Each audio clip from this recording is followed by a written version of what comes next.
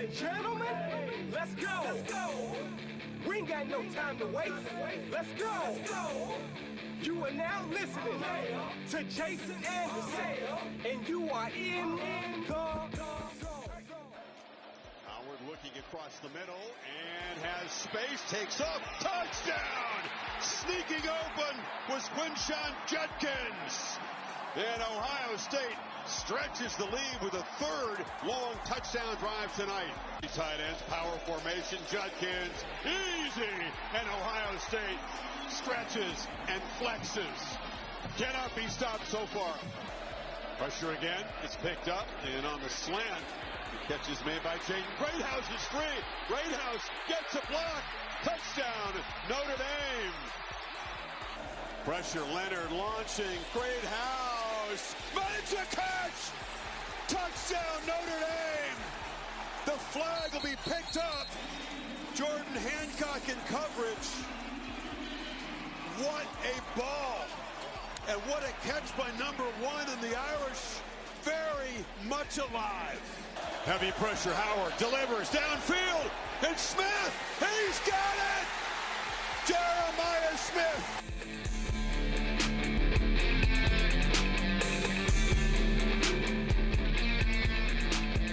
A national championship crowned last night. The Ohio State Buckeyes, as expected from a lot of people across the country, all four of us here on the show, winning and covering the spread as well by 3 points, 2.5 points, I guess, because it was 8.5 and they got the 11. That last field goal certainly saved the day. That is twice in the last 3 days that I had somebody minus 8.5 and a field goal of some sort save the day. Ohio State kicking the field goal and the Chiefs blocking the field goal. And Jeter shanking a 27-yarder. Yeah, that's right. Jeter typically doesn't shank things. Typically, he comes through in the clutch. It's typically I've always what said he has Jeter always was done. overrated. Yeah, you should have shot A-Rod, all right? He's a biracial angel. 913-912-4810 is the text line. Ohio State, your national champions, 34-23. At one point, this thing was 31-7 late in the third quarter. Got kind of boring there for a little bit of just like, okay, what's the score going to be? Ohio State, are they going to just be able to name their score? It got boring for 3 quarters. Yeah, well, it wasn't, so to me, like, it wasn't until Ohio State in the last minute of the game went up 21-7. Because, like, at the beginning, like, they're up 7-0. They're tied. Sure. Ohio State or Notre Dame's up 7-0. It's tied 7-7. Then Ohio State's up 14-7. If they go into half down 14-7 or even 17-7, it feels a little bit different in the second half. But 21-7, it's like, all right, well, that's game. And then of course, immediately they come out and score the touchdown. It's like, all right, well, this one's over. Yeah. And then, you know, Notre Dame finds a way to get back in the game. 3rd down and 11. Ohio State picks up the first down, but then they fumble. And Notre Dame gets the ball and scores. And you're like, well, all right, this thing is now officially a game. It's game on. It felt a little bit like Eagles and Rams when the Eagles had it in doubt, and all of a sudden the Rams go and score, stop the Eagles, get the ball back. You're like, oh, wow. And it sets up for what was that long third down and 11 at their own 34-yard line. 2:45 to go. We'll talk about this play. It's been talked about, the defensive play call from Al Golden and Notre Dame, and Marcus Freeman taking responsibility for it as well after the game. I'm assuming he didn't walk down and say, hey, cover 0. Let's go. I want 7 guys to go after Will Howard here, and I want to leave one-on-one on the outside with Jeremiah Smith. That's what I want to do. Go get him right now. We'll talk about that. But Ohio State wins the national championship, and it is in a year where the playoff happens for the first time. I'm going to ask Braden Gall this coming up at noon. Did the college football – now, they had to go out and earn it. They had to go out and actually play the games and win the games. But did the fact that the college football playoff started this year and not next year save Ryan Day's job? Like, is Ryan Day a fired coach if they're the number 6 team in the land and only 4 teams make the playoffs? And they didn't even make the playoffs. Yes, 100%. And 4 straight losses to Michigan. 100%. Well, I said even if he loses I don't know about 100%, but I do wonder what the feeling around Ohio State is if they give him another year, if it's, hey, the misplay at the end of the Oregon game, and then you just fall on your face against Michigan. Like, you can't lose 4 in a row against Michigan and then not make the playoffs back-to-back years. I think if they lose to Michigan, he's out. I said even if they would have, won their first game because they had it was Tennessee. Yeah. I said if they lose to Tennessee, I thought so too. There's a 50-50 chance that day's gone. Right, I thought so too. And in a year where the college football playoff happens for the first time, we do see what was considered the most talented team in America go and win the national championship. Yeah. And we see a coach change his storyline in the arc of his career in what he'll be known as in Columbus now, as opposed to a guy that people didn't like. He's not from Ohio. It's also patience is what it really screams. I don't disagree with that. And it also screams the door opened for a team that had a couple of weeks or at least one bad week. I don't think going to Oregon and losing by a point is a bad week. No, agreed. They had a bad day. Will Howard picked a bad day to have a bad day. Yes. Against Michigan. Last night, he picked a great day to have a great day. Yeah. All right. He went out there and played phenomenal football. What do K-State fans think about this? I've seen some that are very happy for Will. I don't feel know. like you should be. Like I think that perspective. I think it's if K-State didn't have Avery Johnson, and they were counting on Will Howard this year. Yes. And it was the college football playoff. Will Howard's returning. How good this team's going to be.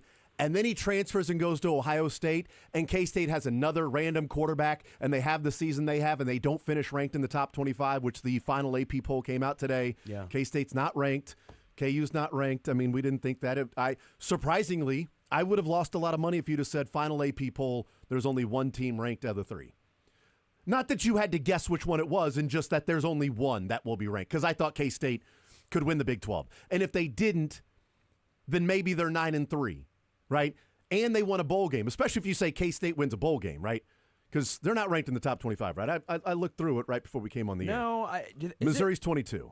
Is it? Yeah, this does not seem like it's fully updated on mine because it says Okay. first. Mine says, at least on ESPN, it says final ones, and it still has Oregon 1, which, no. That wouldn't be the case. That wouldn't yeah. be there. Let me see if I can look it up on final. Yeah, if you want to. Let's see. But, like, I think if Will Howard left in contentious terms. Yeah, Ohio State 1, Notre Dame 2, Oregon 3, Texas 4, Penn State 5, Georgia 6, Arizona State 7, Boise State 8, Tennessee 9, Indiana 10. Yes, so there's the top 10. Missouri was 22, and then it Colorado was 25. Was the other was another Big 12 So team. Navy was 26, LSU 27, Louisville 28, Michigan 29. Where was K-State? Michigan 30. 30. So yeah, the Big 12 teams that were ranked were Arizona State, obviously, as I said, number 7. Iowa State, number 15, and then Colorado, number 25. It's also, one of the storylines is back-to-back Big Ten championships, which I'll get into. But the Will Howard question, I think, is an interesting one because of how he left. He left on terms where it was like, you know what, Will, thanks, man. Great job, Big 12 championship. Look what you did here as a quarterback. And Avery Johnson's turn now. It's now Avery Johnson's time. Will, good luck wherever you go. We're handing over to Avery Johnson. Plus, he wasn't a dude that was getting in trouble. Everybody around the program is like one of the better guys you'll meet, right? Yeah. Stan Weber talks so glowingly and highly about Will Howard that it would be hard to root against him. Maybe you're not rooting for him. Maybe you're agnostic, or indifferent. But, like, rooting against him, I think, would be hard. Like, for instance, I didn't root against Dominic Lovett. But I wasn't rooting for him at Georgia when I knew that if he returned to Missouri, they had a chance to do something really special with Luther Burden, only he chose to go to Georgia. Because Luther Burden was somewhat coming in and Agreed. to an extent, quote-unquote, Right. taking his spot. But he was going to Georgia, though, Dominic Lovett, where he wasn't going to be, okay, you're the man at Georgia. He was going to, I didn't begrudge him to go to Georgia. Let me get that straight. I did a little. No, okay. I didn't begrudge him to go, but I wasn't rooting for him. I also wasn't rooting against him. I just wasn't like, oh, good for you, Dominic Lovett. You're playing on this Georgia team. It's like, oh, if he does well, that's fine, but I'm not going to be cheering on him because he could have elevated Missouri with his play along with Luther Burden and Theo Weiss. Yeah. I didn't get that feeling with Will Howard when he left. It's like, man, it sucks that Will Howard's leaving because he could really elevate what K-State can do this year. No, the elevation was Avery Johnson being elevated to the starting quarterback. Yeah. But what we saw from Will Howard is that the people around him, K-State and Chris Kleiman had a national championship winning quarterback in their program. But it's tough to have a national championship winning quarterback if you don't have the rest of the roster that Ohio State has. It's been like Brady Cook for Missouri fans. Yeah. Will Howard was Brady Cook. And this is basically what it would have been like if Missouri this year would have said, you know what, Brady, we're going to go a different way. Maybe they just flipped. It wouldn't have worked because Sam Horn was injured. Mm-hmm. But if they would have gone to Sam Horn, that's a little bit, right? If they would have gone and said, hey, we think we've tapped out with you. We think we've capped out our ceiling with you, so we're going to go with a younger guy and try and build for the future. That is more or less what K-State did. Yeah, did anybody hate Alex Smith because he went somewhere else, the Chiefs trade? If he would have went to Washington and won a Super Bowl, like would anybody be like, oh, I hate Alex Smith for doing that, when it was like, hey, man, we're moving on to Patrick Mahomes. Appreciate what you did, but we got to elevate this team / franchise / program. I do think NFL and college is always going to be slightly different. For sure. But I think it's a good comp. Again, I think it's very Brady Cook, Will Howard, which I'm so glad Brady Cook stayed, by the way. Very, very thrilled by that, and then he was the guy. But I think K-State fans, I never tell anyone how to fan because you can always feel a certain way. But I think, at least the way I would feel is I would be thrilled for Will. The one thing with Dominic Lovett, I will say a little bit, it was hard when he went to Georgia. That was more or less the one for. And again, I don't want to rip on college kids because it's their own decision. They're doing what's best for them, at least what they think is best for them, obviously, right? So it's just hard if you, again, Mizzou alum, that was a hard one. The only one where I've ever almost actively rooted against was Brazil, right? When he went to Arkansas and started talking smack on Mizzou, and you're like, dude, what? That's weird. Yeah.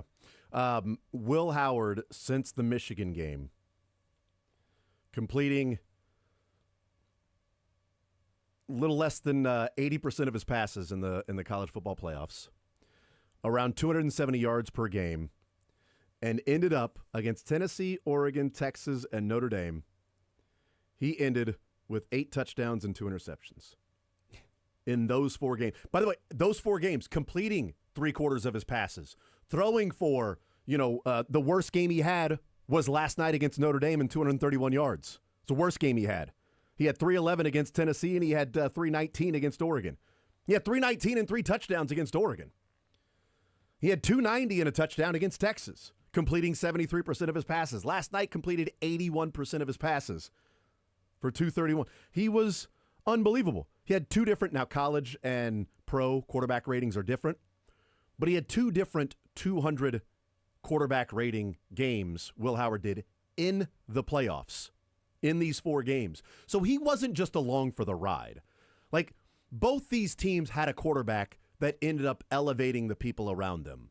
Okay, last year when Notre Dame had, who was the brilliantly good-looking quarterback at Notre Dame that they had last year? I did not quarterback last year for Notre Dame. Like I said, who was the brilliantly good-looking, classic good looks, just sharp as a tack when he walks in the room that you look at him and go, okay. That guy probably has Sam Hartman. Sam Hartman. Oh, wow. He was a tell me that guy isn't. Come on, man. But he wasn't running the football the way that Riley Leonard is, right? He wasn't a guy that was able to use his legs to create that dynamic of helping Notre Dame with the overall run game, that offensive line, love what they wanted to be. So that's why they went and got Riley Leonard from Duke. Is this guy is an athlete. He can throw the ball enough. We'll put some people around him, but we're going to use his legs to create the dynamic of Notre Dame having the better numbers. We now have a running quarterback. It is not 11 versus 9. It's now 11 versus 10. Yeah. Okay, we're not taking the quarterback and the running back away from blocking. We're just taking the quarterback away. He's going to be the one running the football. And that first drive, you saw the difference because Hartman isn't running it on those 3rd and shorts, 3rd and 4s, 4th and 1s, whatever it might be. Right? You're handing it off to Love. And that wasn't exactly working all that well against Ohio State. So that first drive is how they elevated with Riley Leonard. And we saw throughout the game how they elevated with Will Howard because he was dropping dimes. 2 stud players. Yeah. But you still have to deliver the football to those players. And he was doing that. And his game was elevated. We saw a really talented team in Ohio State, a deserving team, win the national championship. And we saw in this first ever college football playoff, teams without access previously had their chance on the field. Like, I feel like when we're talking about what do we want from the college football playoff, I think people will I want to see these teams that are, group of 5, or, a team that's like 5th or 6th that you think maybe can win a national title, get a chance. And we saw a group of 5 teams go in there and make it. We saw Arizona State come out of nowhere and make it. And we saw a team that was incredibly talented that had a really bad day against Michigan get another chance and prove that they were the best team in America that had a bad game against a rival who put their entire season into that day. And that was their national championship that day, was Michigan against Ohio State. But Ohio State still should have played better. I think the college football playoff sort of did what people were hoping that it would do. Opened up access, and what we think is probably, the most talented that was playing the best football wins a national championship. Yeah, it worked in the sense that a 7 and an 8 played, and they played in the final. That's great. I think where some of the frustration, but a 5 and a 6 in the ranking from the college football playoff, so they were seeded 7. Agreed. The seeding is tough, but 5 and 6. That is a better way of doing it. But I think where the frustration, or maybe not even frustration, where the irritation, I think is probably a better way of putting it, lies, is it's still Notre Dame and Ohio State. Well, I think it's going to be that. Well, I get that, but I think that's where it's like, yes, it's different, but while it's different, it still stayed the same. We didn't see a new team. We didn't see Indiana made it, got trounced. Well, final score-wise, no, but overall, yes. They got trounced. SMU, yay, but not really. Even Tennessee was semi-new because it had been Georgia and Alabama for so long, right? And I think that's where maybe it's somewhat the irritation. And maybe this is me projecting here. I was excited to see something new. And while, yes, we saw a 5 and a 6, so they wouldn't have been in it, we didn't really see anything new. It's still Ohio State. It's still Notre Dame. The somewhat excitement of a... Like we see in college basketball, and again, it's 1 year. So this is a lot of projecting for 1 year. In the first year of when they went to the 64, I don't think George Mason made it, right? We didn't see a lot of those crazy upsets, and there are more opportunities for upsets in college basketball. I guess maybe my hope was to see an SMU, a Indiana, again, to an extent, a Tennessee who we haven't seen since Peyton Manning. I think in college basketball, what we see, though, is there are 5 guys on the court for your team. Yeah. One stud NBA player can change how that game goes. But at FAU have it, an NBA player, but you're right. But I mean, in what to change the course of that particular game, that may be a team that may be outmatched. Sure. Steph Curry, they went to the Elite 8 at the time. What a Cinderella run. BYU with Jimmer. Yeah, now we know what Steph Curry is. Scattaboo was almost that guy for Arizona State. Yeah, Arizona State's a great call. That's another team that would have been. Yeah, and they had a guy who was a difference maker on the field, but you still have 10 other guys out there, and the quarterback wasn't good enough to get it done outside of Scattaboo. Yeah. If they had a better quarterback, maybe they can overcome that, but you have to have 10 other guys. And maybe when you look at one NBA player on a team like Dayton, what would Dayton have been if it wasn't canceling the tournament and Toppin, was on that team? Yeah. What would Dayton have done? I don't know. Maybe they lose in the second round, and you go, see, they needed more than just one stud NBA player, right? I mean, so maybe that's the case, but when you stack recruiting class on recruiting class, you can have a team come together for a year and maybe exceed expectations, but ultimately, when you've got to win 3 or 4 games in a row in football at that level against teams that are that talented, it's going to be tough for you to pull off 2 or 3 upsets. And I think what we're going to see is we're going to still see the cream of the crop winning the national title. I think we're going to still see the teams that we've seen in the past, those names, those programs, those traditional blue bloods in the past win a national title. But what it does is it opens the door for, hey, you know what? This team made the Final Four, or this team made the college football playoff.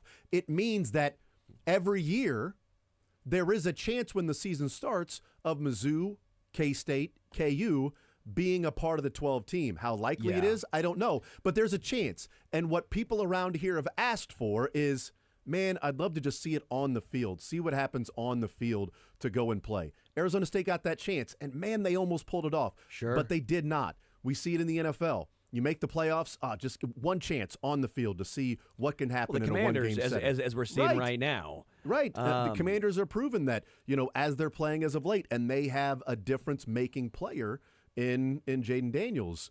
And so with the college football playoff, it does open the door for a Missouri, a K-State, a KU to make the college football playoff. I don't think it opens the door for them to then say, well, now they have a better chance of winning a national title. In fact, I think the better chance of winning a national title for these teams would have been probably the 4 team or the BCS. Because you'd have played a few. Because you played 2 games or one. Then it's a one-game setting. Well, like I guess Mizzou made the BCS championship game against who did LSU end up playing that year? I don't remember. I just know LSU ended up winning. Because Oklahoma and Todd. And Clemson, Lebo. right. And Pittsburgh ended up losing to West Virginia on the final day. So Pittsburgh, West Virginia, was that Geno Smith? Yeah, and Mizzou, Oklahoma ended up losing. 1-2 in America, and then when Missouri lost to Auburn, it was Auburn and Florida State. Yeah. That next week it was Jameis. This hurts.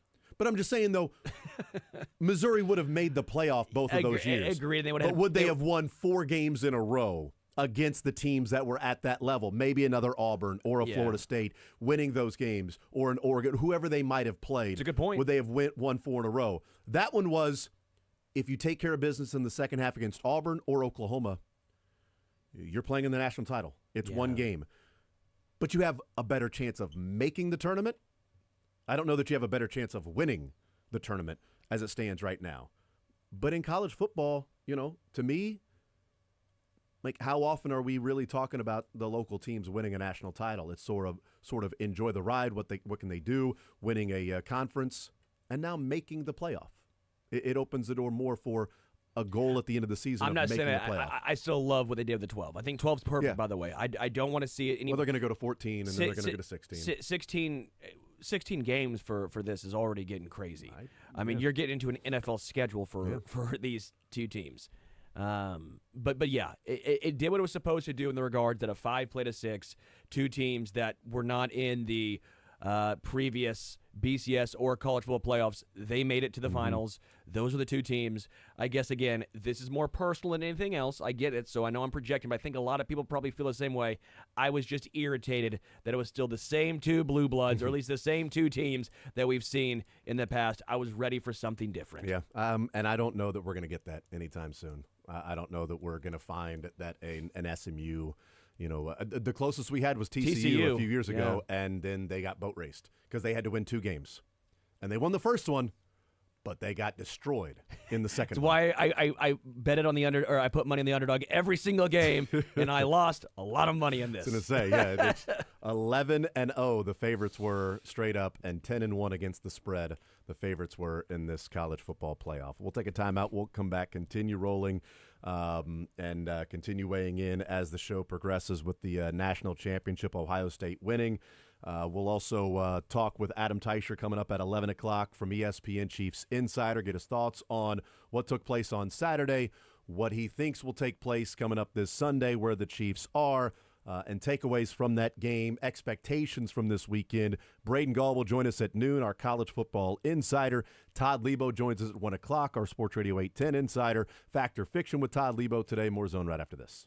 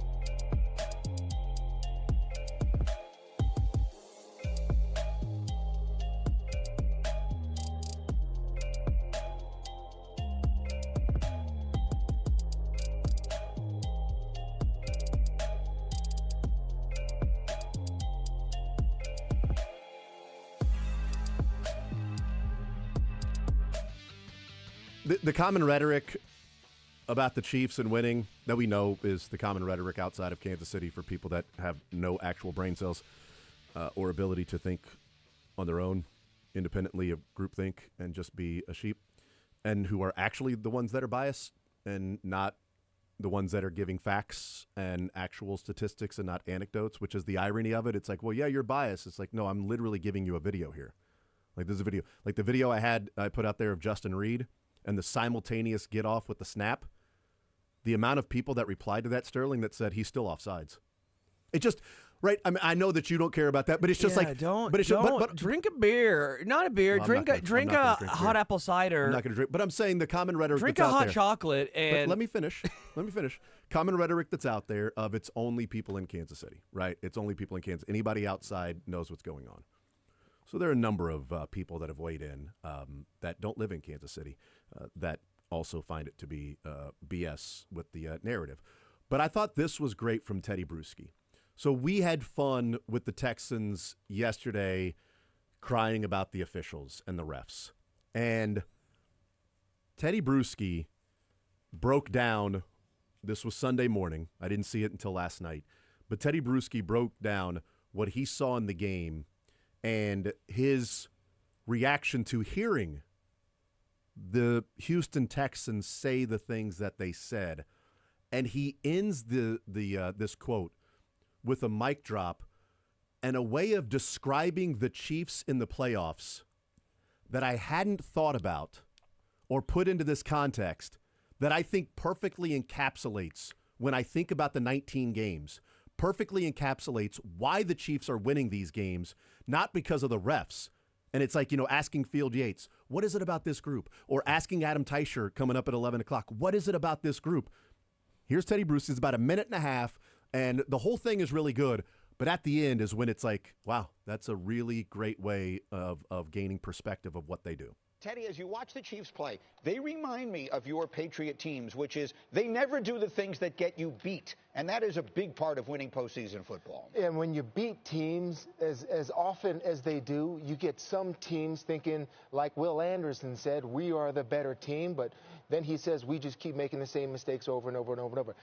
I don't think the Houston Texans understand how to win a football game like this. I think there's just a big difference in class of coaching staffs and in players here, and I recognize it right away. I mean, in terms of the opening kickoff, and then, it was Chris Boyd going absolutely ballistic because he thought he forced a fumble, him pushing his coach. And then the defense, yes, the defense is outstanding. Minus 15 yards from that, and they get the 3 and out. Maybe it's a tougher field goal to make. Those little things, they just don't understand. Will Anderson, that's Patrick Mahomes, right? If you give the officials any type of excuse to throw the flag, they will throw the flag.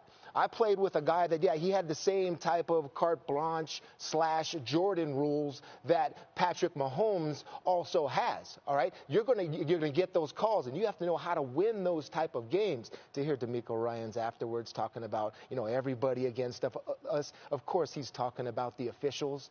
But when you lose a game and you're talking about officials, the Chiefs will just look at that and just understand that you never really understood how to beat us. Because what Patrick said was exactly true. It doesn't matter what the game is. They know how to win the game they're in, not the game that they thought it would be. That's how good the Chiefs are. That at the end of when he says Texans don't know how to win these games, the Chiefs know how to win the game they're in, not the game they thought it was going to be. And I thought that was a fantastic way to encapsulate how the Chiefs have won throughout this time. They lose to the Bengals in 2021, or 2021 season, January of 2022. But they lose to the Bengals in the AFC Championship game. That next year, AFC Championship, they beat the Bengals 23-20. It's back and forth. It's low scoring. It's a defensive matchup. They get a punt return at the end. The Bengals make a huge mistake and do commit a penalty of hitting somebody out of bounds that everybody agreed was a penalty.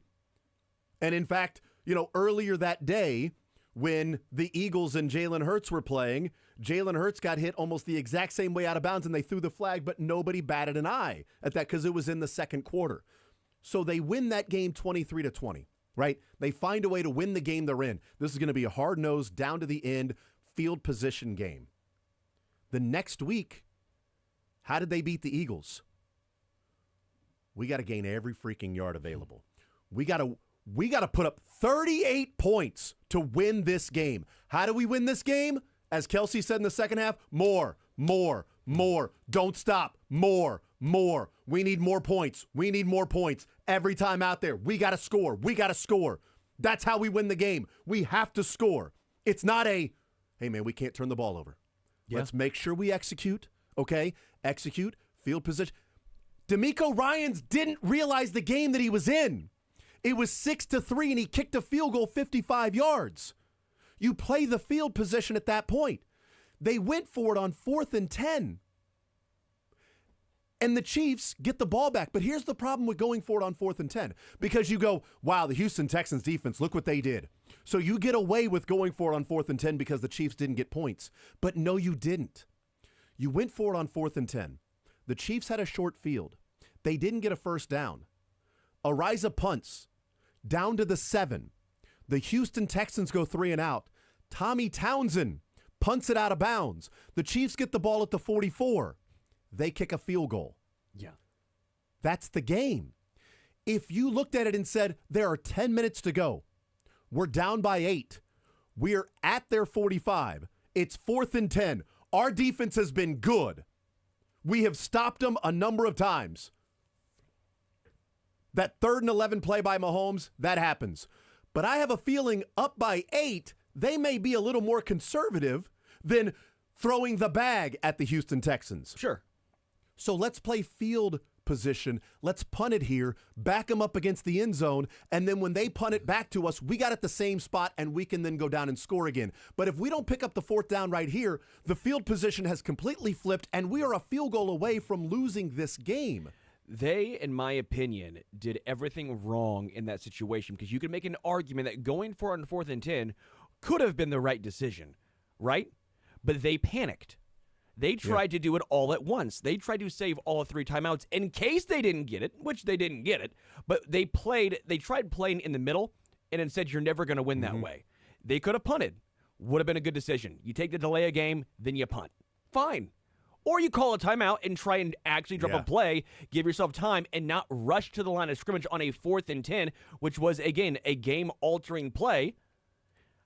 It flipped the field. They did not understand that moment. They panicked. They didn't. What would the Chiefs do? I can guarantee you they wouldn't have done that. They would not have rushed to the. They would not have rushed to the line of scrimmage. They would not have waited to make the decision. Yes. And then rush to the line of scrimmage, and then you got the quarterback going, get set up, and you've got 8 guys at the line of scrimmage getting ready to blitz from the other team, and you can't really get your protection set. Nope. On a game-altering play, and you just go ahead and let it play out. It's where I say, again, teams get so... I don't know if it's scared, but they're playing the Chiefs, and it's almost its own aura in its own regard. To where like, we're playing the Chiefs, we're about to beat them, look how close we are. And then they get to that point, and they crumble. You see it with the Raiders. You saw it with Denver on the field goal. You see it time and time again. They get to the point on the cusp, and they go, look how close we are. And then what happens? They let it get to their head. Yeah. Well, we were the better team. We were okay, sure. You were the better team. They don't know how to win. Yeah. They know how to get close, right, but they don't know how to win. The Bills, on the other hand, they haven't done it in the playoffs, but I think the Bills do know how to win. It's why I said I was more scared of the Bills than the Ravens. You know how we had that conversation? Yeah. The Ravens, I don't think, know how to win in these big-time games. A lot of it's Lamar. It's the turnovers. It's the variance. The Bills this year have played very Kansas City Chief-like. What did they do in that Ravens game? They played Chief-like. Yeah. They let the Ravens beat themselves while the Bills go, you know what?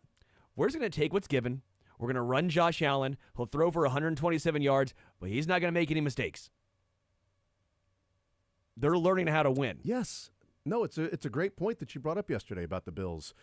Can we play clip number 4 here, Dylan? Because when I heard that Teddy Bruschi clip, what I thought about was going back to the original Fast and the Furious, and one of the better early scenes that sort of sets up the rest of what ended up being 35 different movies that they created. Seems low. Fast and the Furious, 48. furious. But this is early on when Brian, a young Paul Walker, but Brian, who we would come to know and love, lost the race early on. This reminded me, if Brian was the Texans, Toretto was the Kansas City Chiefs. Here's this scene. What are you smiling about? Dude, I almost had you. You almost We're the had better me. team. You never had me. You never had your car. You didn't know what game you were in. Granny shifting, not double clutching like you should. Missed field goals. You're lucky that 100 shot of Nas didn't blow the welds on the intake. Lucky C.J. Stroud wasn't hurt even worse with that Almost had me. crappy O-line. Now me and the mad scientist got to rip apart the block and replace the piston rings you fried.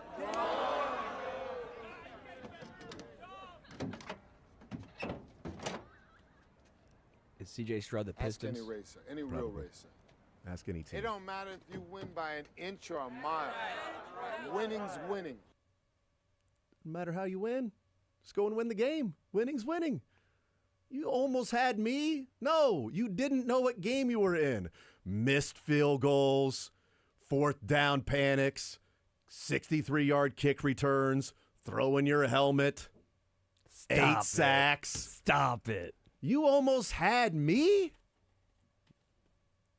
It doesn't matter if you win by a mile or an inch. Winning is winning. So you almost had me, but enjoy Cancun because you almost won, but you didn't. And you get to join the long list of a graveyard of teams that get to leave the stadium dragging their helmet and going, man, we almost had them.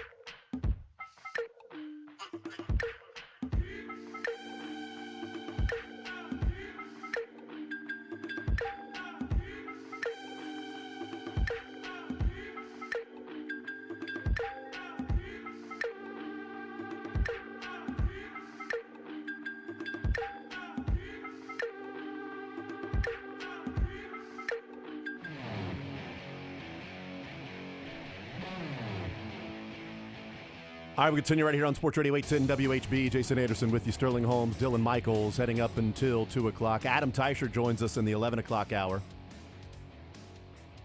We'll hear from Braden Gall coming up at noon, college football insider. Ohio State winning the national championship. Spent the first 20 minutes of the show talking about the takeaway, the fallout from that, and whether or not that was the right call to blitz on 3rd down and 11. The reason I disagreed with the call, and, you know, there's such revisionist history here. I totally understand that. The reason I had a problem with the call is because the punt? No, the 3rd and 11 for Ohio State and Notre Dame blitzing and bringing everybody and leaving Jeremiah Smith one-on-one with Christian Gray. What would Spags do? Yeah. WWSD. He would have done the exact same thing, although I don't think he would have had the safety double-teaming the slot receiver and leaving Jeremiah Smith one-on-one with pretty much the hash to the sideline to work with. Yeah. That's unfair. Okay, Yeah. It's unfair to ask a cornerback that is not in the NFL. Is not McDuffie. Agreed. College and NFL corners are a little different. to do that. But Ohio State was at their own 34. If they picked up the first down, there was still 2.5 minutes to go, and Notre Dame still had, one more timeout left. It was a little more dire at that time if they pick up the first down, but the game wasn't over. All right, because if they pick up the first down, they're at the 45, their own 45 still. They're not even at midfield. By picking up 56 yards, they're at the 10. Even if you stop them, they kick a field goal and the game's over. So you still had a chance of giving up a first down and getting a stop and getting the ball back, unless you gave up such a big play that it resulted in them being in field goal range. The blitz, I didn't necessarily hate. It's just that you had your safety double teaming a slot receiver with a cornerback, and Will Howard saw one-on-one on the outside. He knew exactly what he was doing. There was no way you were going to get there in time to pressure Will Howard, because he was going to take the snap and throw it to Jeremiah Smith and let that guy make a play. It was also a dime, by the way.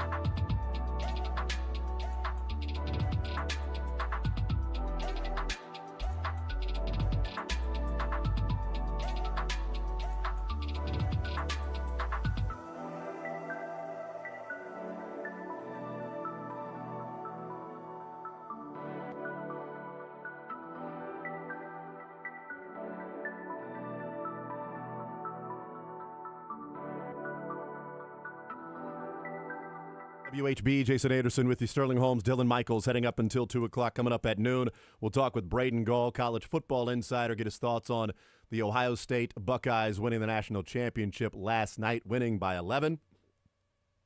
Right now, let's talk with Adam Teicher from ESPN, our Chiefs insider, presented by Twin Peaks. Adam, welcome into the show. How are you, sir?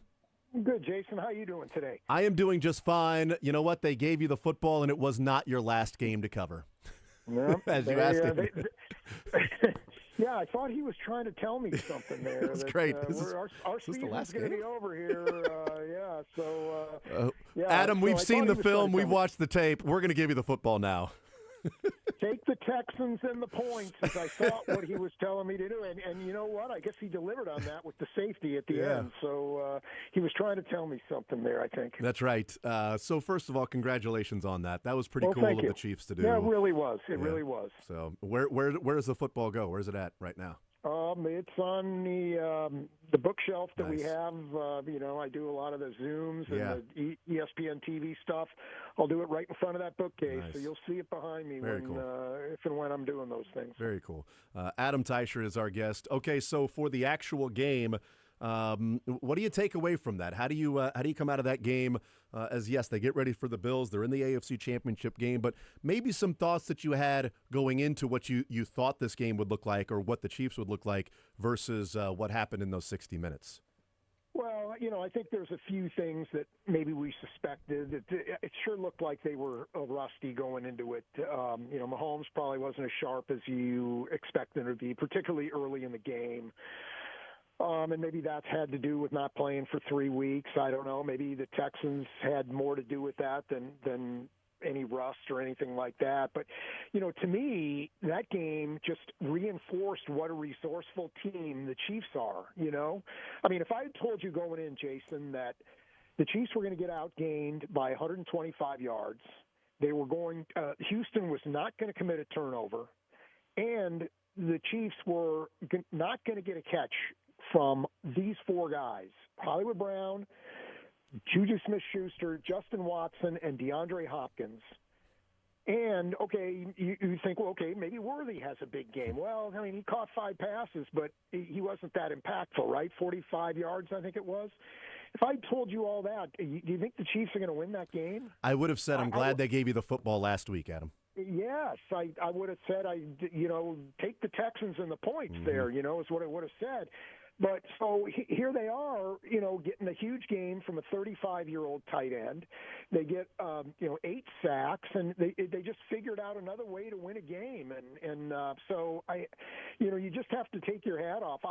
Personally, it's just another way they won a game. I mean, we've talked about all the different close games, and this one wasn't close in that sense. I mean, it wasn't, coming down to a play or two at the end that decided it, but it was still a close game. I mean, Houston scores on their, that last drive of theirs, and things are maybe look a little different. So, it was just one of those things. I mean, it was really interesting watching how the Chiefs operated defensively in the fourth quarter with 5 sacks. I mean, that's just crazy stuff there. So, it really was just a testament to here's another way they can beat you. And, we've talked about this over the years, since Mahomes has been the quarterback, you really have to beat the Chiefs. You can't wait for them to, other than an isolated case or two, so like the Raiders game last year, for instance, the Christmas Day game. They're just not going to beat themselves. They're going to be the ones that make the plays when it matters, and this was just another example of that.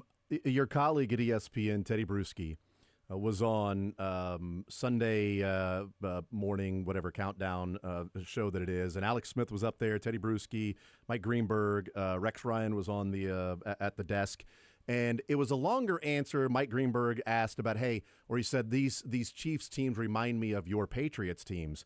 And Teddy Bruschi gave this longer answer about, disappointed that, what D'Amico Ryan said and sort of making excuses, and then said, you can't. Will Anderson said, I thought we were the better team, but then immediately says we keep making the same mistakes over and over again. And Bruschi's like, well, are you are you the better team then if you're making these same mistakes? But he ended his commentary, Adam, with just a great way that, I played this in the first hour, a great way of sort of encapsulating what I've been trying to find the words to explain how the Chiefs win and what happens in this sort of group of players. And Teddy Bruschi presented it in a way that I hadn't really thought about, and I appreciate it, but I'm going to play it here for those that didn't hear it, and in case you hadn't heard it, of the way that Teddy Bruschi talks about his Patriots team, but also what this Chiefs team is doing over these now 19 games for Patrick Mahomes and 7 straight AFC Championship games. To hear D'Amico Ryans afterwards talking about, everybody against us, of course he's talking about the officials. But when you lose a game and you're talking about officials, the Chiefs will just look at that and just understand that you never really understood how to beat us. Because what Patrick said was exactly true. It doesn't matter what the game is. They know how to win the game they're in, not the game that they thought it would be. That's how good the Chiefs are. They know how to win the game they're in, not the game they thought it would be, is just a brilliant way of describing what we watch on a week-in, week-out basis, and especially in the postseason. Yeah, no, that is a great way to put it. I think that's a perfect way to describe what's going on here. And, as far as D'Amico Ryans and his comments, and then some of the players obviously picked up on that, what he did is he just removed all accountability from himself and his players, D'Amico Ryan. He what I would have said was, hey, I didn't like some of those calls, but the fact is we're not good enough. We got blown out in the divisional round last year. We were a little more competitive this year, but we still weren't good enough to get to the next round of the playoffs. And that's what this organization has to concentrate on in the offseason, is getting better. Well, no, he gave all of his players and everybody else a pass and said, well, you know what? The referees cost us the next step. We didn't cost ourselves the next step. And that's, you wonder if they're going to be able, under this coach, to take that next step, when there's no accountability like that. I mean, I can't imagine Andy Reid sitting up there after a couple, questionable penalties early in the game saying, yeah, you know what, referees beat us and we were good enough. We just got robbed by the referees. I just have a hard time seeing that. And I think he would have gotten up there and said, you know what, we're not good enough. We need to be better. We need to work hard in this offseason and make some moves to catch these guys. So, it's that part of it was kind of, I think, kind of disappointing. You hate to hear those kinds of things after a game like that. Well, and I saw on Twitter as well, and there was some responses about the Chiefs and the Bills game last year, and it was some quotes about Andy Reid talking about the offsides and hey, usually there's a warning or something like that, and then Patrick Mahomes saying it's tough that a play like that in the post game, and maybe this is Chiefs colored glasses, but the way that I look at the difference is they're talking about a specific play, but at no point did they say, well, in this game, we knew it was going to be us versus everybody with that call, and we're the better team, but we can't beat the refs too. Well, everybody knows that you gotta worry about the refs whenever we're playing the Buffalo Bills. Like that they were annoyed at a play, and I do think the Patrick Mahomes part, the context is that comes a week after MVS was not called for pass interference, and Mahomes then dismissed any talk about that play and that call of being an issue in the game as to why they didn't win.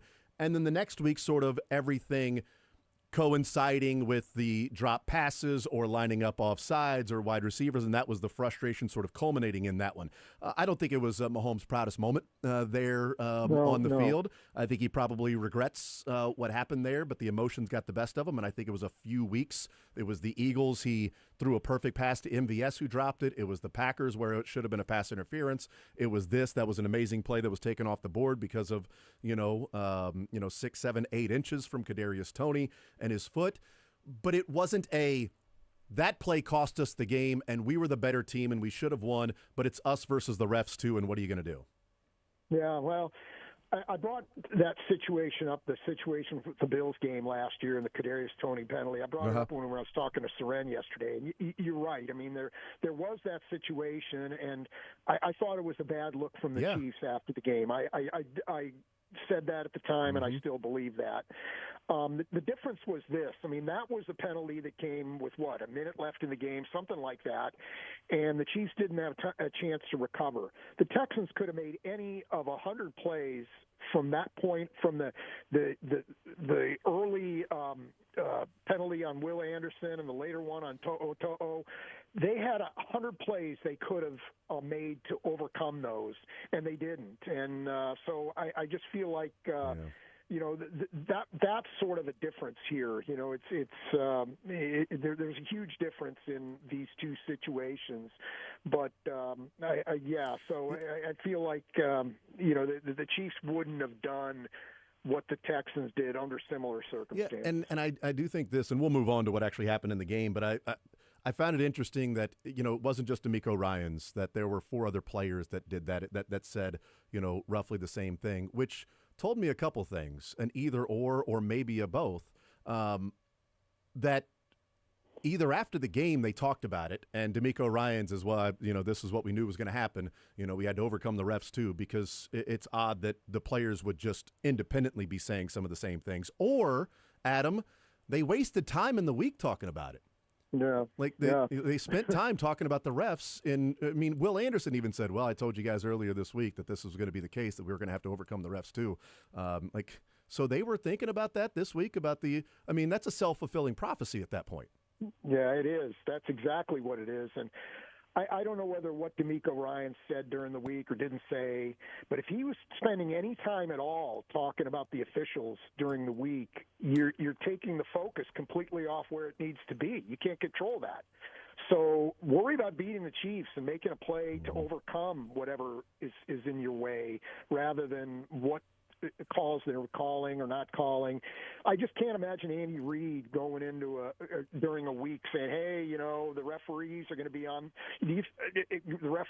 be on our opponent's side, and we're going to have to beat them. And so any call that they make, understand that we're going to have to overcome it." I mean, can you imagine him doing that? I mean, so I think that if indeed D'Amico Ryans said that, what a wasted opportunity, and that's something you always want your opposing coach to say during the week 100%. is to put things that are out of a team's control into the minds of your players. Sure, you would love that if you're a coach. I'm not a Sean McDermott fan, but I can't imagine the Bills are wasting any time this week thinking about officials or flags or anything like that as they get ready for an AFC Championship game.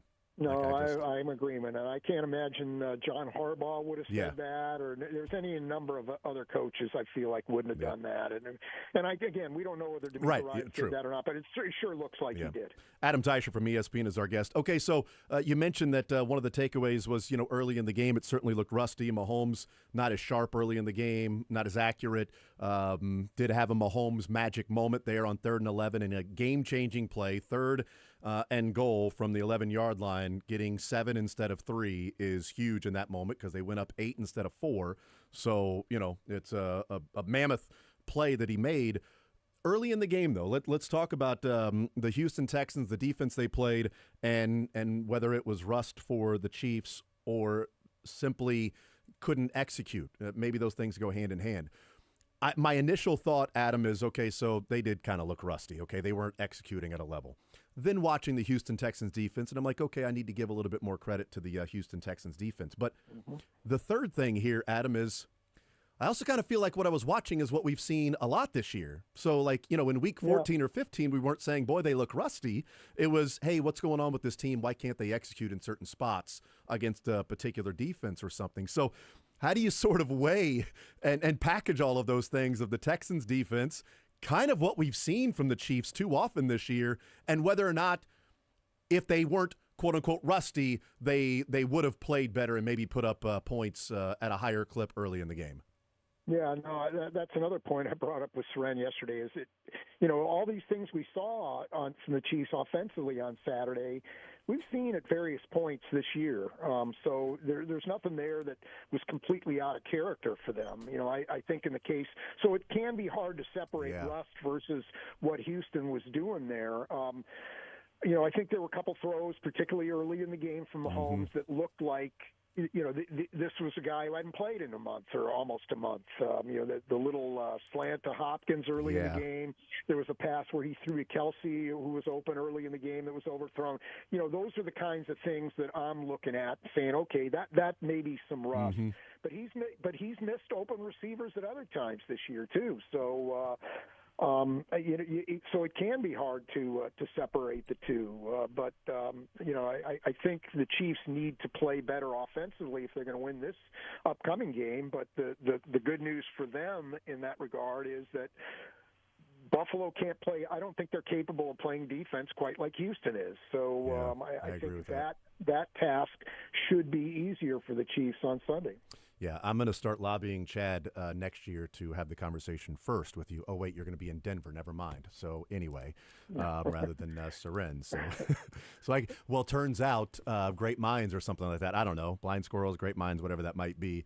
Adam, and that early throw on third down when they got the first possession to Hollywood Brown. I mean, Hollywood was open, not by a lot, but Mahomes missed him by a pretty decent margin.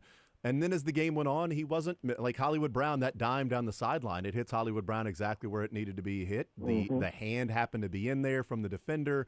Hollywood Brown had control of it, but as they go to the ground, the hand slides out from the defender and it takes the ball with them.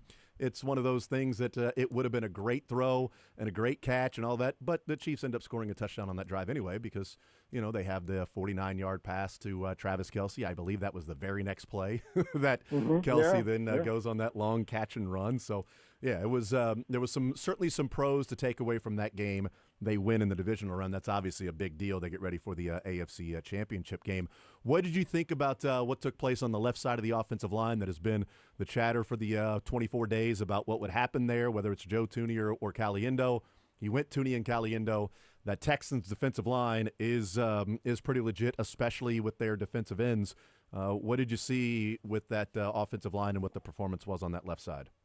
Yeah, I mean, you'd like for it if you're the Chiefs to be a little better, but I still think that Joe Thuney wasn't perfect, and there were some plays where he got beat, but he still battled, and the one thing about him is I just feel like how many times with Morris or Suamata'i at left tackle and Humphreys. I'll throw him in this discussion as well. How many times did we see a guy just run completely around? There was just a whiff from the left tackle. I don't recall just Joe Thuney just completely whiffing and letting guys go, untouched to the quarterback. So I feel like he still is stabilizing that position in a way none of those other guys have. So I would stick with him if I'm Andy Reid, and I think he will. But, hey, he may have different ideas here. Visiting with Adam Teicher from ESPN. I wonder what you thought about the Isaiah Pacheco and Kareem Hunt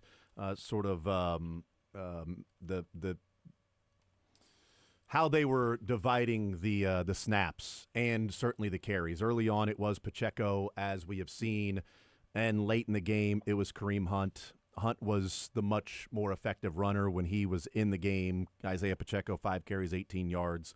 Kareem Hunt, 8 carries, 44 yards. I don't know if Kareem Hunt would have done more with the same carries that Pacheco got, but I think the vision is certainly there from Kareem Hunt.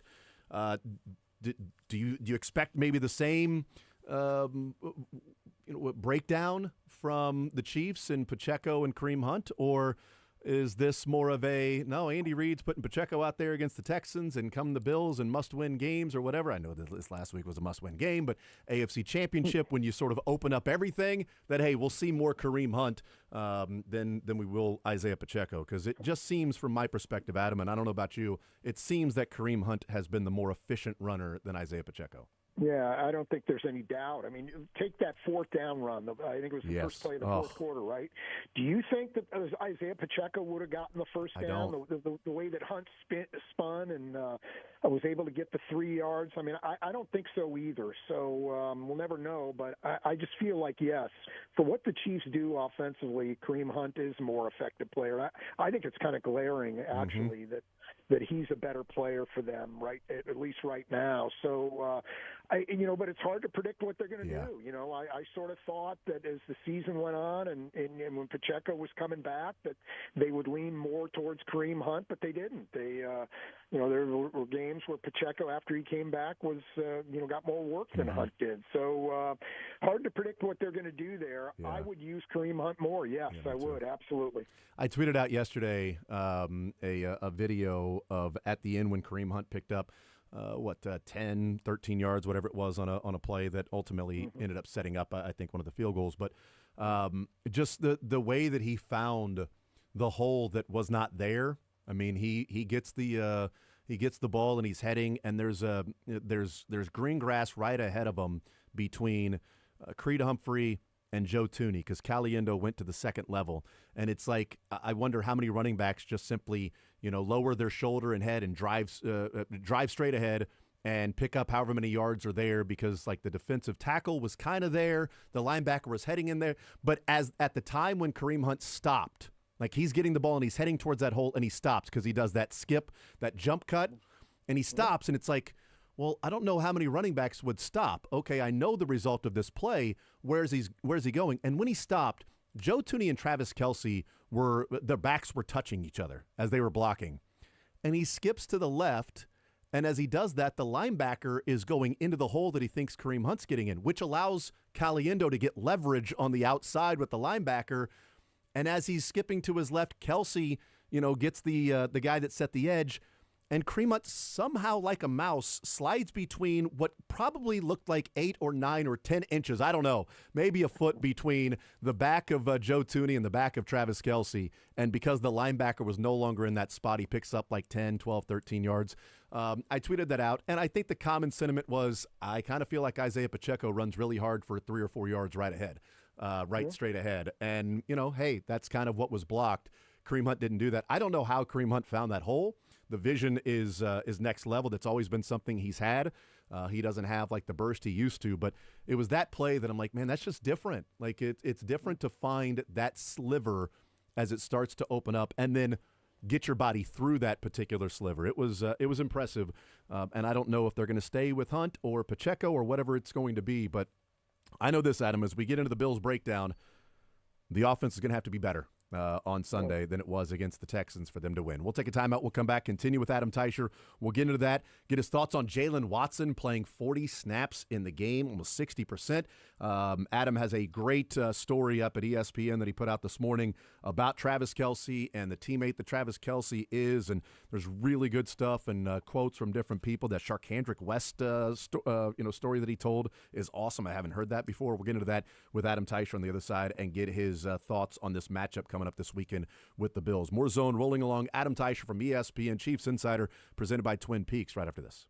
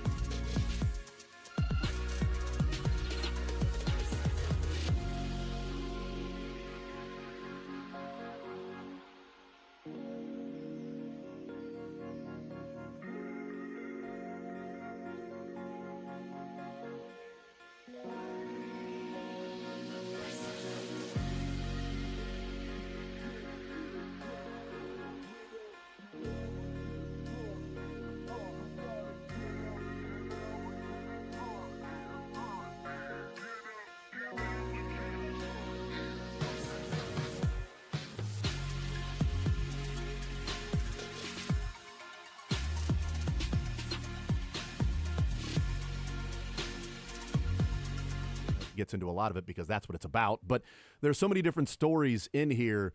The one that stood out to me was the Sharkhandrick West story about being late and Travis Kelce then waiting behind for him so that they were late together. Like, I don't know how many if you've got a teammate that's running late, Adam, I don't know you specifically, but just like the royal you, the general you out there listening, a teammate's like, hey, man, I'm running late. Can you just let him know I'll be there as soon as I can? And you show up and that guy never checked in and is waiting outside for you to be late with you? Like, how many people would just be like, oh, hey, Coach, Sharkhandrick said he's on his way. He'll be here soon. Like, I feel like 99 out of 100 would probably do that. Yeah, I know I would. I'm not getting fined because you can't get here on time. I'm here on time. Come on, man. I appreciate you reaching out, but I'll let him know, yeah. Yeah, well, people see the goofball side of Travis Kelce, and there definitely is a goofball side to Travis Kelce. I mean, he's a fun-loving guy who sometimes goes outside the lines, but there's a side to him that people don't appreciate. He is very serious about what he does for a living, and he does all this other stuff, and he's able to compartmentalize football in a way that people just don't understand, and so he's just a different guy in that respect. And people see all the other stuff that he does, the Taylor Swift stuff, and jetting off to concerts and doing a podcast and all that, and it's easy to assume that he's not serious about what's going on here, but he is. I mean, he's just a different guy in that regard, and this is not something the Chiefs need to worry about today, but whenever he retires, there's going to be a void in that locker room that's going to be impossible for them to fill. That doesn't mean they can't still be successful, but it means they're not going to fill that void. He's just a different guy in that regard. And I feel like that's a story that needed to be told because most people don't appreciate that side of him. And I thought it was interesting, when somebody makes a mistake, maybe even on the defensive side or special teams, that Travis is the one on the sideline waiting for them to get there. To sort of pick them up. Like, it's not just an offensive guy or whatever. It's like, hey, this happened. We're an entire team, which I thought was really cool. And we heard Clyde Edwards-Helaire earlier this year talk about the PTSD, and he mentioned two players and teammates by name of Kelce and Kadarius Toney were the ones that continually checked in on him to make sure he was okay. So we kind of knew at that point, like, okay, what kind of a teammate Travis Kelce was to make sure he was keeping tabs on people and how they were doing. And there was a podcast, the Chris Long Green Light podcast that had Bo Allen that played for the Eagles that I guess is one of Jason Kelce's good friends, and invited him to the Texans game.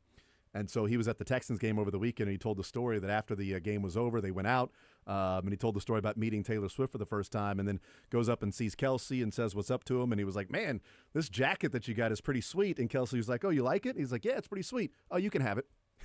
And he just gave him his jacket. And the guy was like, well, no, I don't want your jacket, Kelce. He's like, you like it. Go ahead. It's yours. I got other stuff at home. And he's like, this is too expensive, man. I'm not going to take your jacket. I played 10 minutes in the NFL. Come on. He's like, it's yours. So that was kind of cool. And Jason Kelce has told stories of that's just who he's, even before he had money, that was kind of who he was.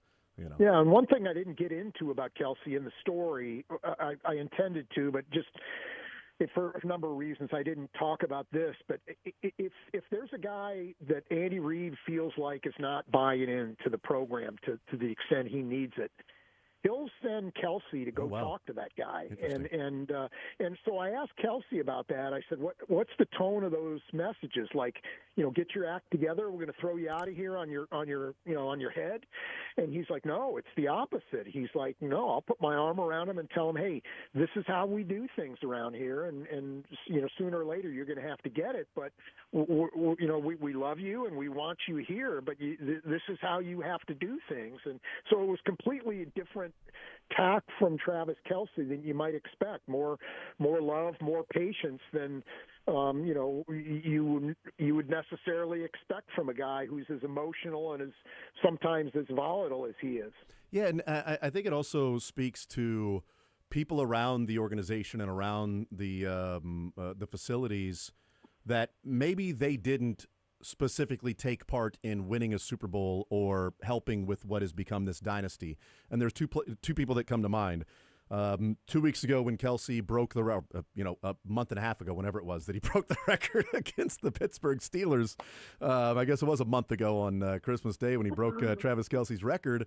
We talked about it on the New Heights podcast that we played that week, and he said, all I've been doing since I arrived in Kansas City is trying to live up to the work ethic that everybody talked about with Tony Gonzalez and having him as my mentor. And I've been trying to work. And there's legendary stuff about Tony Gonzalez as a worker and staying after, getting early, being at the facilities constantly because he was trying to be the greatest, trying to be the best version of himself. And practice is over. People are going home and he's staying out on the practice field. And I've known about that. So I've had to try to live up to that.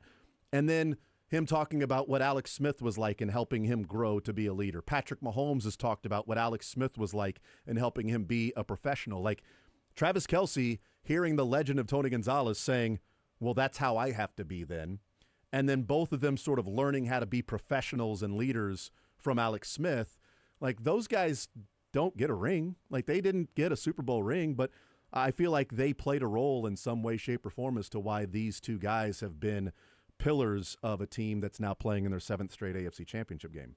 Yeah, there's no doubt, and particularly in the case of Mahomes. I mean, we've seen other veteran quarterbacks when a team brings in a quarterback who's being groomed to be the eventual starter. We've seen these guys react pretty badly, and Alex Smith didn't do that, and I think it went both ways. Mahomes was a first-round draft pick that rookie year, but he understood his place in the locker room. He understood it wasn't his team. He sort of did what he reasonably could do to blend into the wallpaper that year and just sort of stay out of the way and let Alex Smith do his thing. So I think both guys were good for the other. There's no doubt about it. Visiting with Adam Teicher from ESPN. All right, the Chiefs get ready for the Bills. One more from this weekend, and certainly how it then will play coming up this week, and one more from this past weekend. Jalen Watson, 40 snaps in the game, about 15, maybe 20 more than I thought he would play. Played 60%. Joshua Williams, 0 snaps on defense. Christian Roland Wallace played 3 snaps in this game. Those guys were getting 30, 40% of the snaps before Jalen Watson.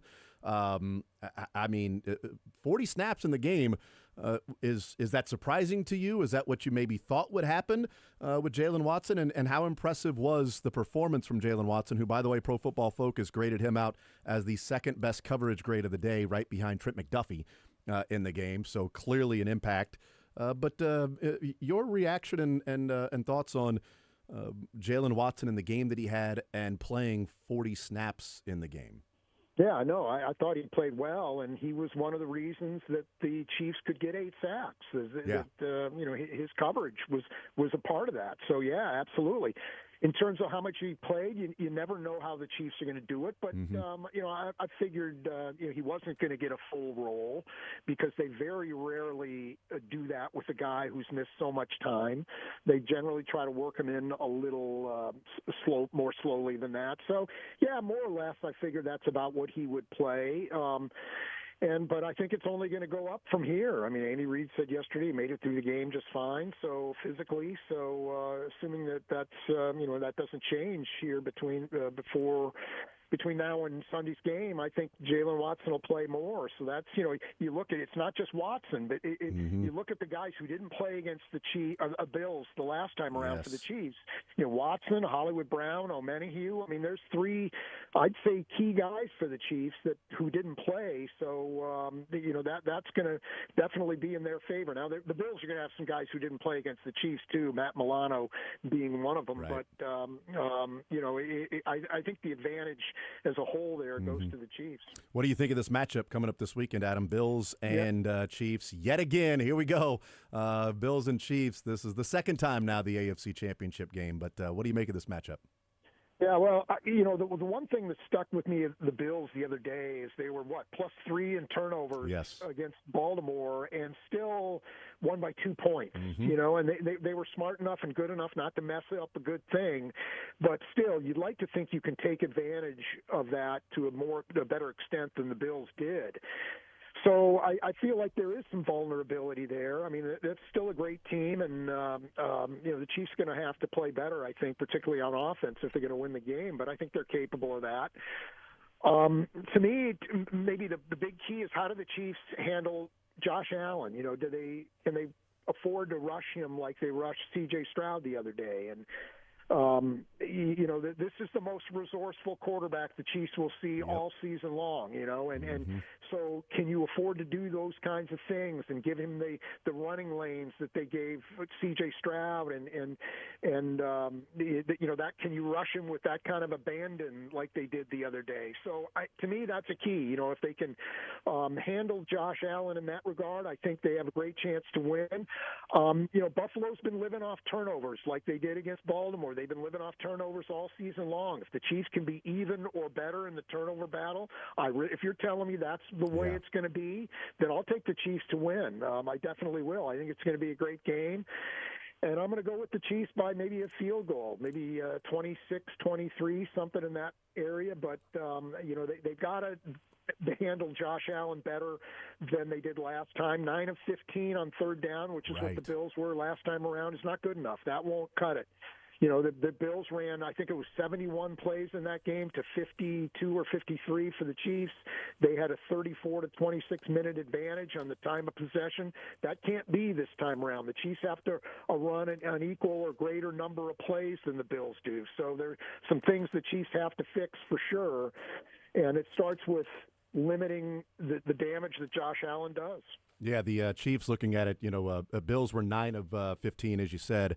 Chiefs were 5 of 10, so they faced 10 fewer third down opportunities because they ran almost 20 fewer plays in the game than the Bills did. So, that is certainly something to think about as to what needs to happen. Third down is going to be crucial in this game for both teams. Who's converting on third downs, who's holding on to the football, keeping the football, running more plays. Is Patrick Mahomes out there more than Josh Allen, things like that? That's going to be pretty crucial. And you're right. I thought, looking at the numbers with the Ravens and the Bills, that the Ravens turn it over 3 times and take points off the board. One, for them, they were in Bills territory when Lamar Jackson fumbled. That resulted in a touchdown for the Bills. They were in the Bills territory when Mark Andrews fumbled. And they end up losing by 2. Like, this is, I think without the turnovers, the Bills win, or the Ravens win, and we're talking about what I think would be a tougher matchup in Chiefs and Ravens, because I think the Ravens have a higher ceiling than the Bills. I think the Bills are more consistent, but the Ravens have a higher ceiling. They also have a lower floor, which is what we saw in the turnovers against the Bills, but we'll see what ends up happening. Adam, go ahead. No, I was just going to say, I think if you're the Chiefs, you'd rather play Baltimore than Buffalo, because what we talked about earlier, Lamar Jackson is not as resourceful as Josh Allen is, and that, to me, is the big thing in this game. Can the Chiefs limit his resourcefulness and make him a pocket guy or a one-dimensional kind of guy? If they can, then I think they have a really good chance to win, but that's really hard for them to do. We'll see what happens. Adam Teicher from ESPN, Chiefs Insider, presented by Twin Peaks. Adam, appreciate the time as always, brother. Enjoy the game on Sunday. We will talk next week. All right, Jason. Talk to you then. Absolutely. There's Adam Teicher from ESPN, presented by Twin Peaks, our Chiefs Insider. 26-23 final he's got for the Chiefs over the Bills, winning by a touchdown, which would also cover the spread of 1.5 for the Chiefs. You say 26-23? That's what he said. Oh, they said they win by a touchdown, win by field goal. Did I say a touchdown? I think so, yeah. My bad. No, you're fine. He wins by a field goal. Yeah. He said they win by a field goal, 26-23, which would cover the spread of 1.5 that the Chiefs are at right now, depending on where you can find it, depending on what side of the line you want, because ESPN Bet yesterday had the Chiefs -2.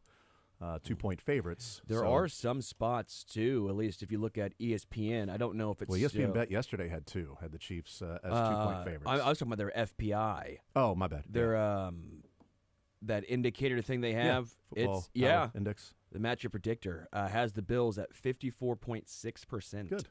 Good. It's fine. Seems a little fine. Great. Good for them. I'll take the Chiefs. I mean, why would you not take the Chiefs? The betting market moved it from 1 to 2. So I hope the line moves the other way. I hope the Chiefs are underdogs when this game goes off on Sunday. I hope that's the case. I hope the Chiefs hear all week about their frauds because the refs are the reason why they beat the Texans. If you subscribe to Home Team Gets 3, then they already are underdogs. Yeah, so. right. The one thing I'll push back on that is push back.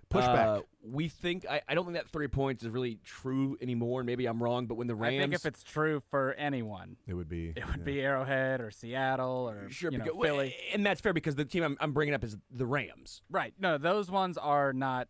I don't believe it exists because the Rams. I think that they set them by game. I think that Vegas is smart enough to adapt. When the Rams moved from L.A. to play in Arizona, right? It was only a 1 point difference.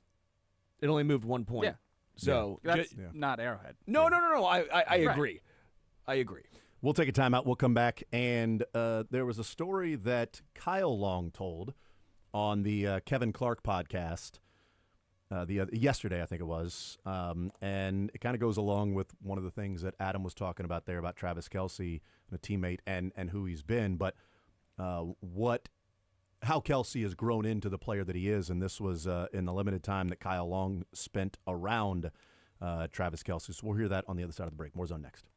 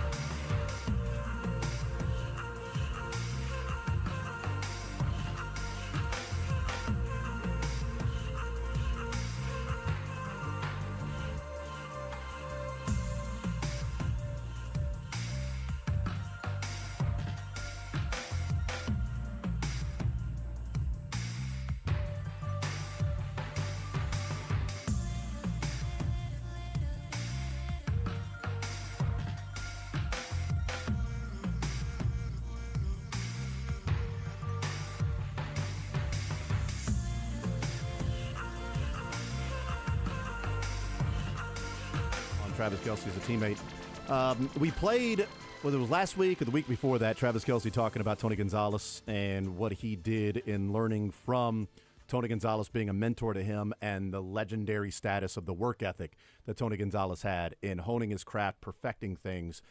This is from the Kevin Clark podcast. He put this out yesterday, his podcast. He had Kyle Long on as a guest, and the question was, they were talking about Mahomes and Kelce's connection and a little bit of time that Kyle played here in Kansas City, and said, what separates Travis Kelce? What have you seen from Travis Kelce as to why this guy is able to run the routes, find the space, and do it, weekly, possession by possession, play by play? Here's Kyle Long's answer. Well, for a guy who is famously very loose and very jovial and seemingly unserious at times, when I was in Kansas City and I had the pleasure of watching these guys practice and practicing with them, I got to witness what greatness is all about. And it's accountability from number 15. And then it's up the ladder. Yeah. It goes from Andy Reid to the OC, and then it goes to Patrick. And Patrick has the ability to connect with all these different guys in different ways. But during practice, when the one offense isn't on the field, every single practice without fail, Travis Kelce would go on the other field where the kickers work for about 10 to 15 minutes, and he would walk through. Sometimes I'd see him over there with his eyes closed at like maybe a quarter speed, going through his routes, getting different situations for, let's say, a wide choice route, working through his footwork. And obviously the routes change depending on coverage. So you can see him working through the subtle differences in his releases, in his breaks, where he's putting the stop on. So he takes that portion of the mental game, pairs it with technique, with his feet. His feet are great. He may not be the fastest guy in the world anymore, but we've all seen that 50-year-old at the YMCA who's got a couple post moves that he can just hit 100 times a game. And everybody's like, hey, dude, what the that's Travis. But the thing is, he takes that and he brings it back to the live periods, and you watch him work this stuff, and he incrementally steps it up and ramps it up until Sunday. And then what we see on Sunday is a guy who makes it look easy time and time again. But I can promise you he's put the work in both mentally and physically. He's by himself. Yeah. There's no assistant coach with him. There's nobody with a bag. There's nobody. He's just over there in his own little world. And I guess it's a form of meditation, visualization, all the Asians. Travis does them.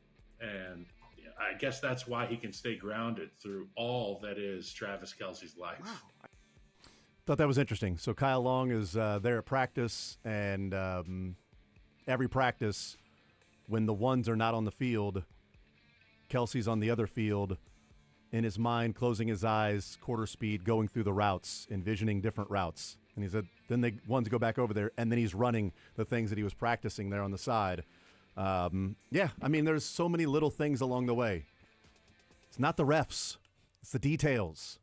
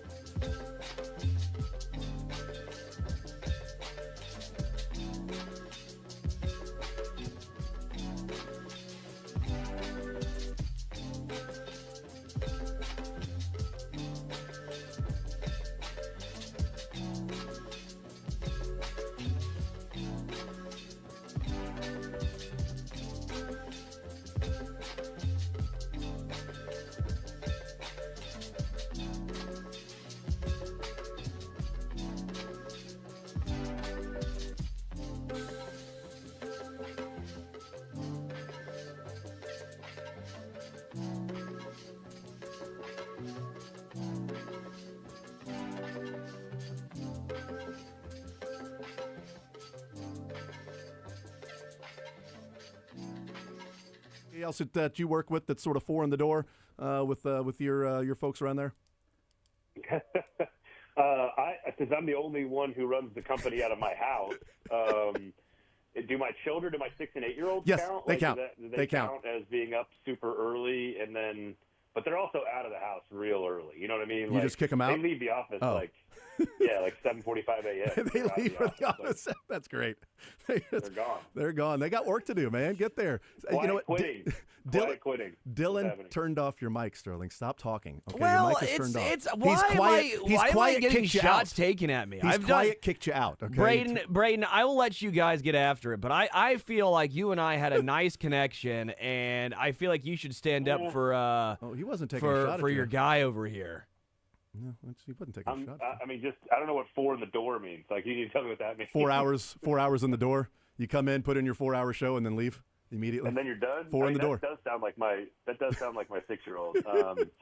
There's no question about that. I don't know. Work harder, or work smarter, not harder, Braden. I mean, come on. Way to teach your kids the way to go about Sterling's it. efficient. I'm an efficient man. Yeah. Why? Well, it's like what's the new? I don't even know what generation you people are. Like, what do we got now? Gen Alpha and Gen Are you about to bring up quietly quitting? Quietly quitting. Yeah, he said that earlier. Quietly quitting. Well, so now my kids are just like abolish quitting. Like they've just gone beyond. It's just abolish now. Like abolish bedtime, abolish working, abolish school. Like they don't even like all the things that are hard in their lives. They're just like, no, we're not going to do that. And I'm like, okay. Have they created a union? Have a fun time later. the kids union Is around it the block. Kids union It's a cul-de-sac union for the kids. In their defense, how many times they're you have called to kids. learn American history over and over again? So my daughter and my daughter's 5. And her relationship with my wife is just interesting because my wife will ask her to do something, and she will just sit there and stare at her and not move, just stone staring at her like, what are you going to do? And then Daddy has to come in and go, Jules, and it pisses my wife off because then she does it. It's like, I don't have to get mad at Jules, you need to do this. Okay.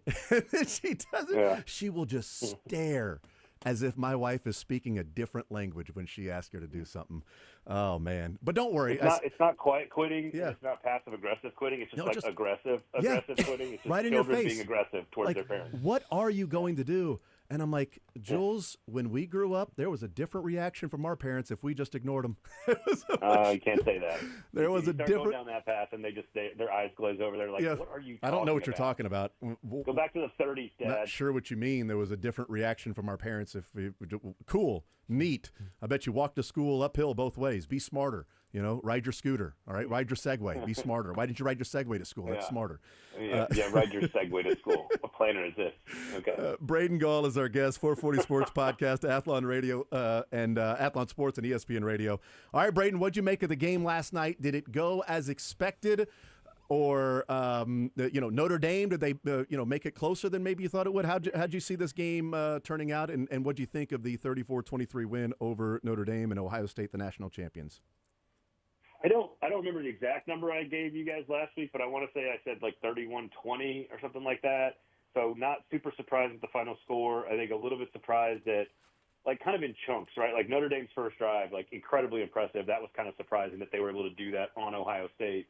Clearly very, very smart, scripted, ahead of the stick stuff. Then you sort of see the second chunk, which I think was even more impressive by Ohio State, where they go up 21-7 going into half, and then, of course, they go up 28-7. Then you have, I mean, frankly, despite a couple of bizarre decisions, I don't think individually each of those decisions were like all that bad, but kind of taken together as like an 0-3. You run man-to-man coverage on the final possession. If you're Notre Dame on defense, didn't work out, even though, you'd played pretty well against Jeremiah Smith. You kick the field goal with 9.5 minutes. I understand, but I also understand why you should have gone for it. And then, of course, the fake punt, pretty telegraphed, but, individually, not terrible decisions, but taken on the whole, just didn't work out for them. So hindsight's 20/20. But I mean, the fight back from Notre Dame was impressive. Again, where we got to, I don't think was all that surprising, which is that Ohio State was just better. Ohio State had better athletes, better players, better coaching, better quarterback play, more dynamic offense, and give Notre Dame a ton of credit for fighting, but Ohio State was better. And it's by far the most difficult playoff run we've ever seen out of a team. 4 games, 5 top 5 opponents that they've won now. First time ever anybody's ever done that in college football. Will Howard's performance last night, 13 for 13 to start, record, 81% record.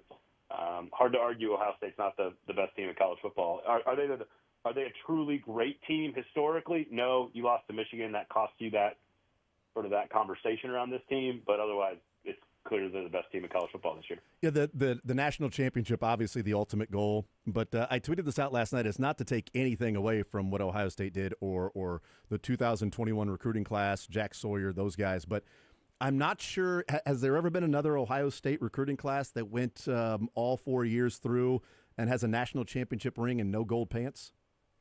I mean, I have no idea about that. My guess is very few. I mean, it's just crazy. And I mean, honestly, I would wonder what would be more. I mean, it sounds weird, but I know what pains them more is that Michigan didn't lose to Ohio State in their national championship season, but Michigan fans will be able to say, hey, walking around with the ring and Sawyer growing up an Ohio State fan and not coming away with a pair of gold pants at all is just odd. Well, so, I mean, this is interesting to me because it is one of the biggest differences in – I mean, it's the same old school sort of college football imperfection that I love personally. Like, I love the imperfection. I love, how players getting paid under the table was like a good old-fashioned NCAA scandal. Like, I always kind of, from a weird way, I kind of appreciate that. The scheduling differences between teams, TCU versus Georgia last year, whatever, 2 years ago. Like, there's all kinds of imperfections in the sport. Like, we can't, as we get closer to an NFL model with salary caps and free agency, and it's going to get less and less imperfect, and therefore sort of more and more sort of, I don't want to say stale, but like you're just going to get, an evening out of the top, which is frankly not a bad thing. But this Ohio State story is like one game being so much more important than so much, like it's inflated value inside of a fan base. This case, Ohio State Michigan game, obviously, is part of its imperfection. Like that, if Nick Saban had won 6 championships, but all 6 years they lost to Auburn, that would be in the first 2 sentences of the bio. And so, like, whether that's fair or unfair, like there are 3 coaches currently in the college football sport that have a championship ring. That tells you how hard this is to do. And Ryan Day is one of them. And he's probably a play or 2 away from winning a second one if they beat Georgia on that last-second field goal that doesn't go through as the clock strikes midnight a couple years ago. But this ebb and flow of the Ohio State story makes them more unique this year than a regular Ohio State championship. Like the fact that they were so good in the preseason, then they lose to Oregon, and we're ridiculing Howard for his decision, even if that's not necessarily fair. Then there's, is Ohio State going to be okay? And then they rejoin, they recapture their brilliance, and they're playing great football. And then they, soil themselves against Michigan, and then all of a sudden they're down. And should they fire Ryan Day? All of which sounds silly. And then they go on this incredible run. So this ebb and flow and the whiplash of following the Ohio State story, I think is almost as part of the imperfections of the game that I appreciate. It's just sort of like this, is he going to get fired? Oh, do they hate him? Oh, do they love him? Oh, no, we're back to loving him again. And I just think you don't get that if you don't have 4 games of Ohio State dominating top teams. Yeah. Otherwise, if it ends after the Michigan loss, like it's had for so many other years, and they don't get into a playoff, we're having Ryan Day probably can't win a championship.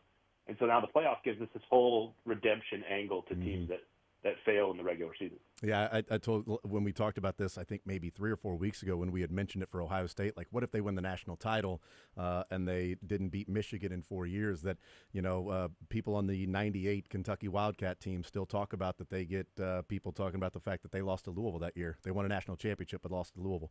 And people still remember losing to Louisville even though they won their second national championship in 3 years and almost three-peated if it wasn't for Derek Anderson's knee injury, losing to Arizona in 97. But it's just crazy to think about. Ryan Day is he the coach of Ohio State if this is if the 12-team playoff starts next year and there's a 4-team playoff and they're number 6 after losing to Michigan 4 straight years, is he still the head coach at Ohio State right now?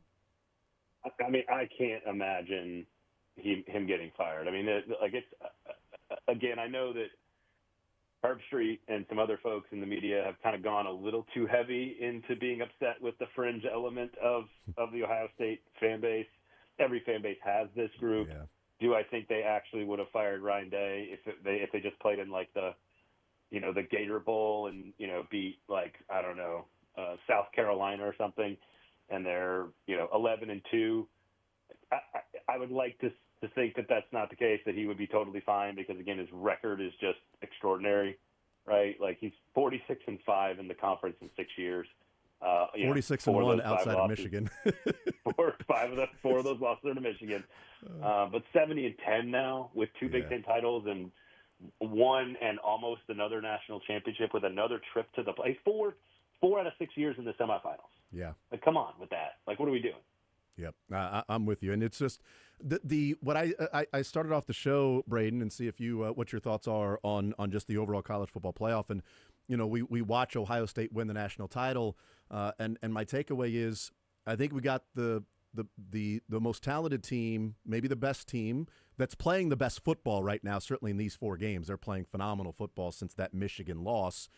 And we also got the door open for the Boise's and SMU's and Arizona States to say, give us a shot. Indiana, give us a shot. Okay, you got your shot on the field, and we got an incredibly talented team playing great football that won a national title. I kind of feel like the college football playoff gave us what a lot of people were wanting to see of, hey, if there are more teams, let's actually see the team go out and prove it. Not just BCS, okay, it's the SEC champion versus another team, and now, they're winning all these national titles because they only have to play one game to win it.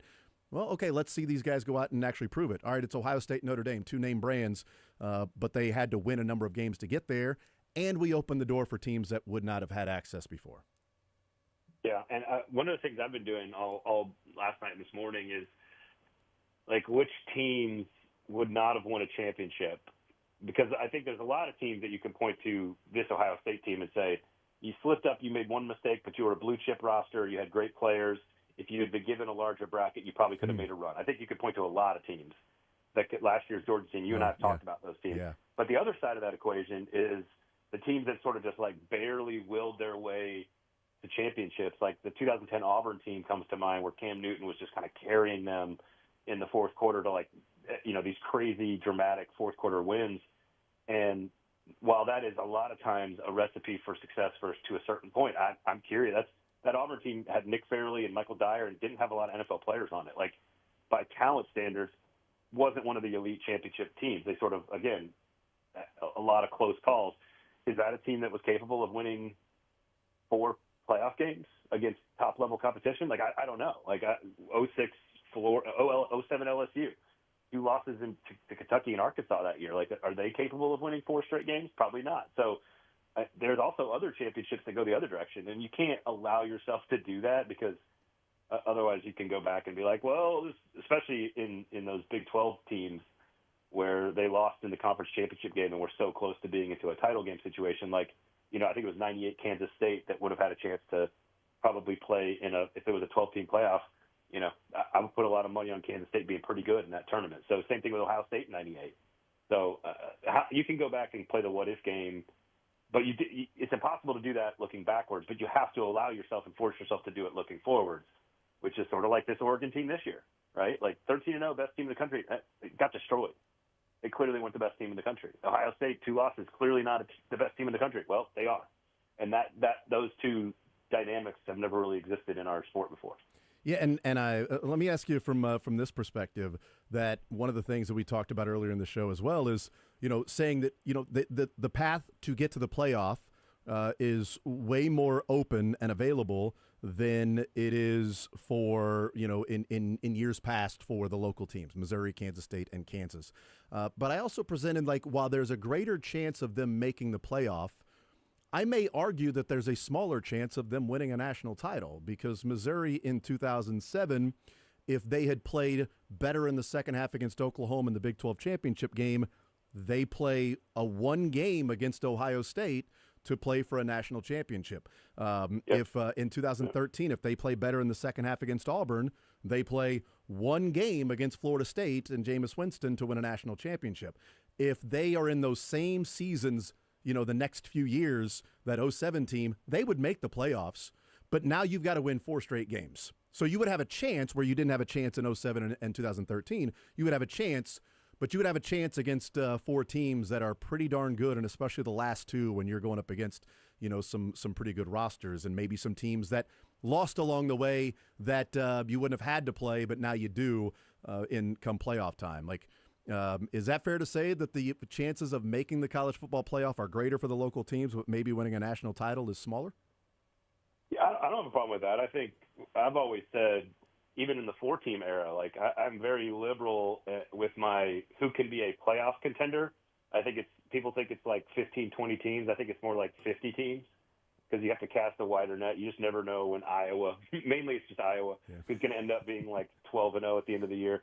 But I'm very conservative with the number of teams that I could win just twice in that tournament. Yeah. Winning 2 games is a huge deal, and now to your point, it's 3 or 4, and so I agree with your point. Now, what's funny is like going back to 2013, like those are like Auburn ends up playing. I think it's a pretty heavy underdog to Florida State. It's a really great championship game. It's a great game. Florida State wins the whole thing. Alabama would have been an interesting team to keep an eye on in that playoff, right? Because they lose on the kick 6. That's right. Otherwise, they would have won They would have won all of the SEC stuff we were talking about. They play in the conference championship against Missouri instead of and get Auburn, rolled. I think, right? I mean, Alabama gets rolled in that game. Oh, I couldn't. I talked all week. I would love to play Alabama. Auburn, terrible matchup for Mizzou. Alabama. Yeah. But those 3 teams and those 3 stories, combined with the Florida State story, honestly, which frankly is they were clearly number 1. They were dominant against a bad schedule. I think they won by an average of like 40 points. But that's a really great year, and I hadn't thought about this to go back and kind of study. You have a team that actually plays in the BCS championship game in Auburn that probably doesn't get there. You have a team like Missouri that probably thinks it's got a chance if it's got a couple of other small games, especially if they're, let's call them the Penn State of that bracket, right, where they get to host a team like SMU in week 1, and then the next round they're going to a Boise State or an ACC champion. You could see a couple of wins there, but 4 probably not. Whereas with Alabama, they didn't even get a chance at it that year because they lose on this fluky final play. I wouldn't put money against Alabama losing too many playoff games in 2013. Sure. So that's a great year to kind of look at all the different – like none of what worked out might have worked out if we had the other playoff. And it's just fascinating to think about that. It's probably mind-numbing because it doesn't do you any good, but it is interesting and fun. Braden Gall is our guest. I've seen this common rhetoric after the game last night. Did it devalue the regular season because Ohio State lost to Michigan and then they still win the national title? Is the regular season now devalued the way that it was so cherished for so many years in college football? I mean, on the whole, the answer is clearly no. I mean, you had more fans from more areas paying attention to other areas for longer. And then, like the number of Tennessee people that were watching Kansas State, Arizona State games, it's like that's not a thing that would have happened in the previous eras. And you got, Oregon fans watching Tennessee games, and you got Penn State fans watching SMU games. You know what I mean? Like that wouldn't have happened in any other time, any other part of the sport. And so I think the net positive is, yes, more games are worth more and carry more value for longer, and therefore it's a healthier sport because more people are watching it from across the country, and that makes the product, its best and healthiest. And so do you trade off, because I think the biggest problem right now is that if they do away with automatic bids moving up to 1 through 4, which they're not going to do this offseason, maybe next offseason, it totally devalues the SEC and the Big Ten championship game.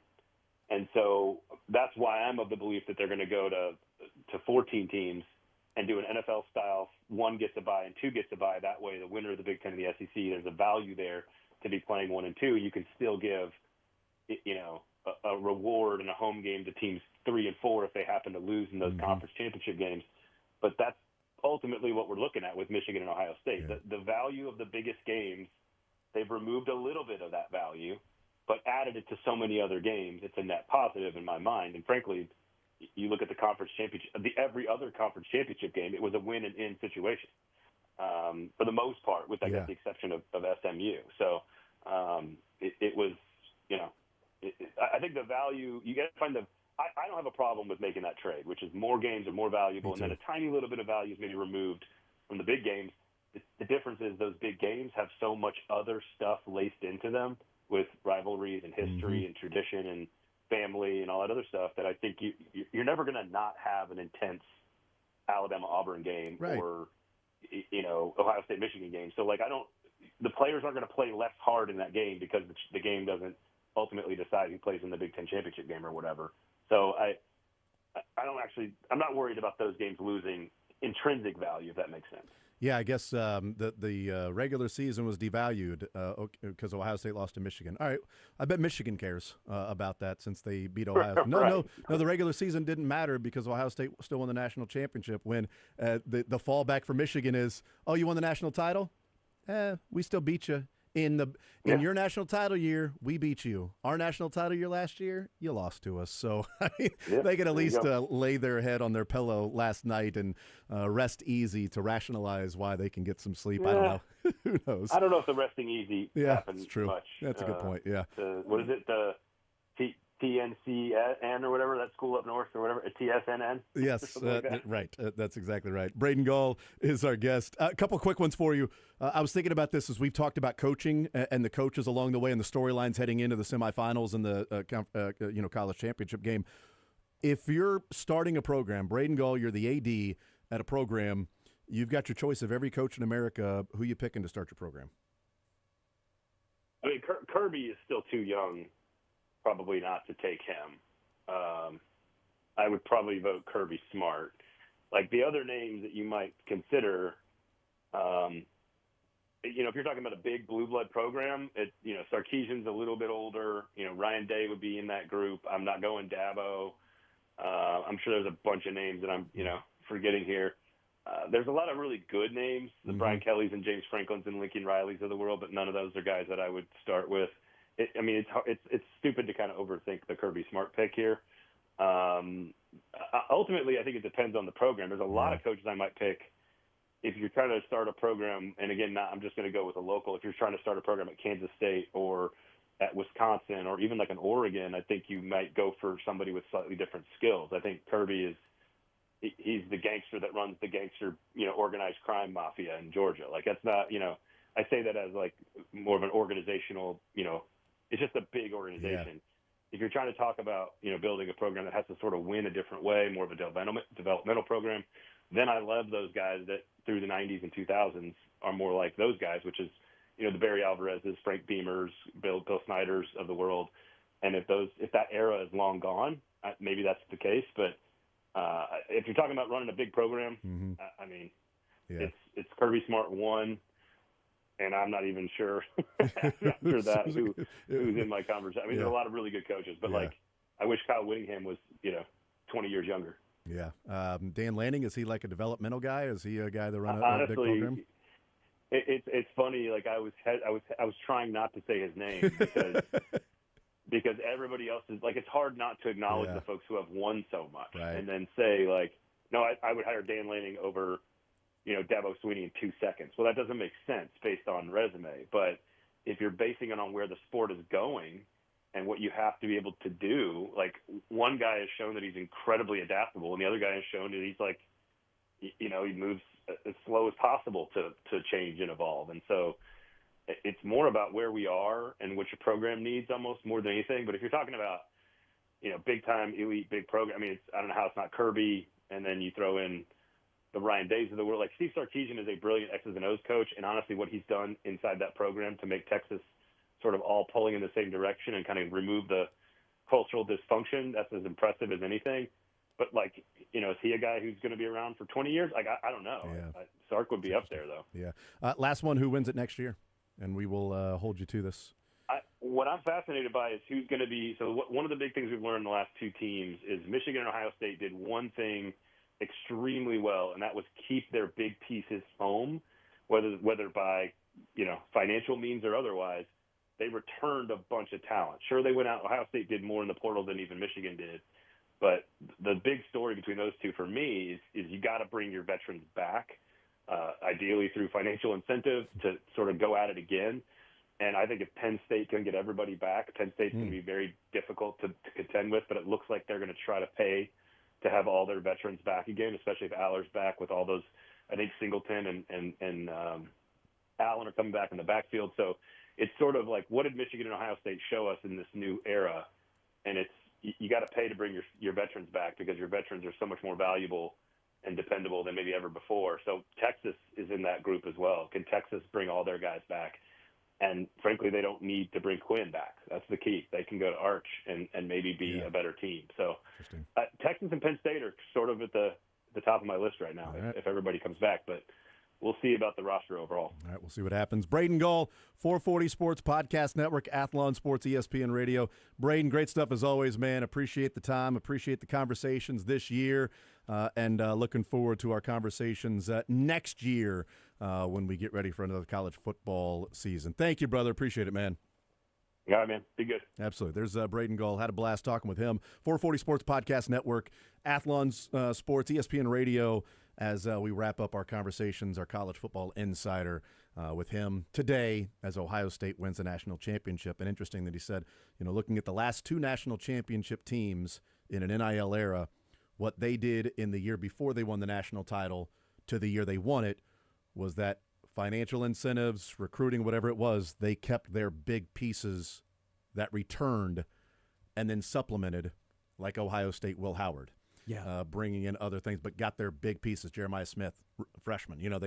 They kept their big pieces while then adding to it. And as he said, Penn State can return their skill position players, and Drew Aller, if he decides that he's going to return to school, whatever.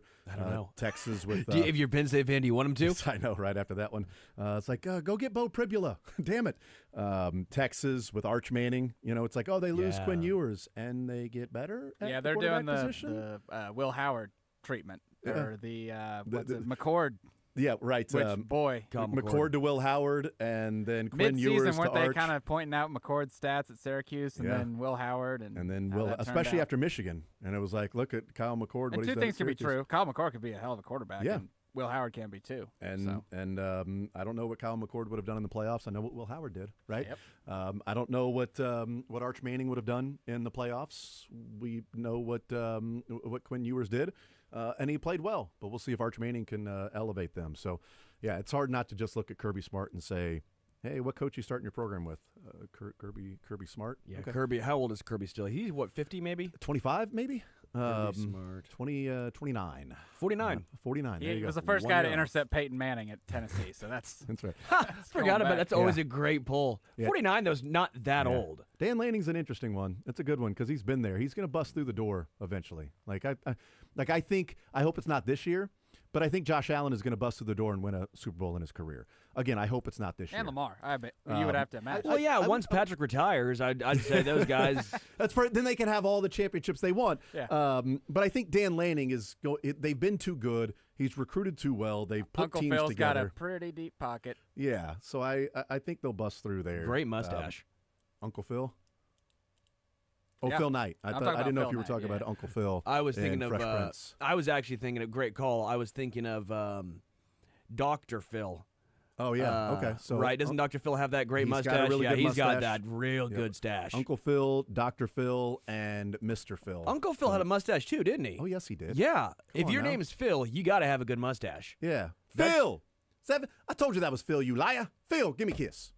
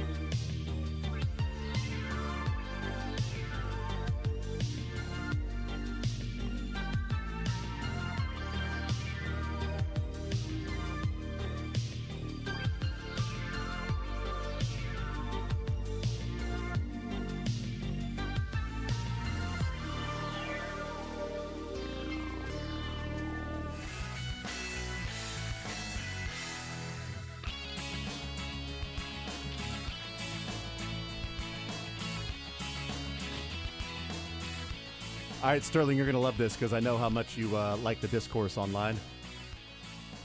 What am I going to love? Of Chiefs and You're going to love this one. Wait for it. Ready for this one? Yeah. There's now a pivot. There's a pivot. Pivot? Mark Schlereth leading the pivot. Here it is. You ready for this pivot? I would love it. If it wasn't true about the refs doing this, Chiefs fans wouldn't respond. There it is. There's the pivot. So if you respond, it's true. If you don't respond, you're accepting that it's true because you have no defense. Hey, Jason, you punched a guy. Oh, well, I'm not going to punch back. I don't know what the reaction is. No, if I say you punched a guy and you clearly didn't do it, you'd say, no, I didn't. Well, why would you say it if it isn't true? Yeah, exactly. It's like why would you respond if it isn't true? It's like the saying, when did you stop beating your wife? Well, I can't respond to that. Okay, so you're not even going to tell us when that happened. Well, no, I can't answer that because it's never happened, but your answer is, when did I stop? So if I have to specifically answer, when did I stop, I can't answer that. Oh, okay, so now I guess you it's a lot like that. So you still are, Jason. Yes. Wow. Right. So it's along those lines. If you respond, it proves that it's true. If you don't respond, it proves you have no evidence to the contrary, and it is obvious. Seth Kaiser is doing yeoman's work, by the way, because Seth Kaiser's going. If you everybody pick up an oar. Have you seen what Seth Kaiser's done? It is next level in regards to. Because he goes every single. Seth Kaiser, Marsha. So you're telling me a lawyer is able to put together great. Yeah, arguments. A lawyer is able to actually lawyer. Seth Kaiser. A lawyer is. That's basically who we need. Blah blah blah.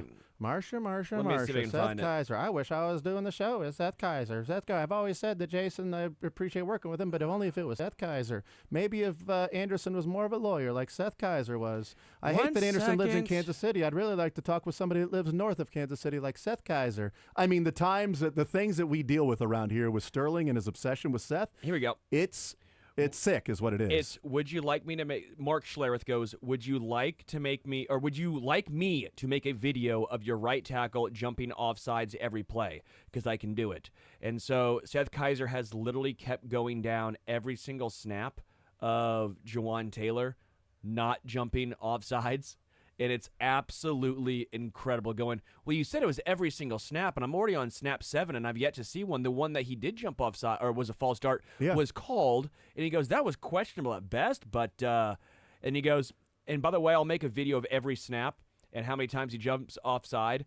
If it's true what you say, I'll donate $100 every single time to charity of your choice. Shockingly, Schlereth hasn't responded to that one. He hasn't done a video yet? No, he has been. But there's video. Yeah, that Seth Kaiser's put together of him not jumping offsides, not false starting, but Mark Schlereth. Okay. I thought you said, wait, the Denver guy who got caught and admitted to cheating and is somehow against the Chiefs? Love it. Huh. It's so great. I mean, weird. But I appreciate the pivot now of you responding means that it's true. Well, the whole thing has been a goalpost. That means exactly. The whole thing's been goalposts being moved. At first it was the Chiefs get more penalties than any other team.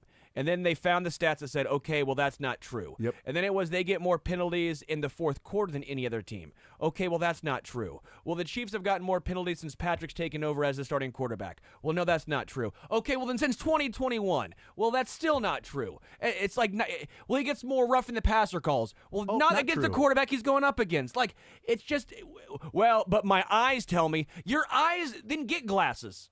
That's what it comes, and that's why I don't let it bother me, because if they can't respond to facts, then you're not talking to a rational human being. And also, facts don't matter in this. Like yesterday was perfect. Facts don't care about your feelings. Right. We find out that Clete Blakeman is doing the AFC Championship game. Mm-hmm. The Chiefs and Bills.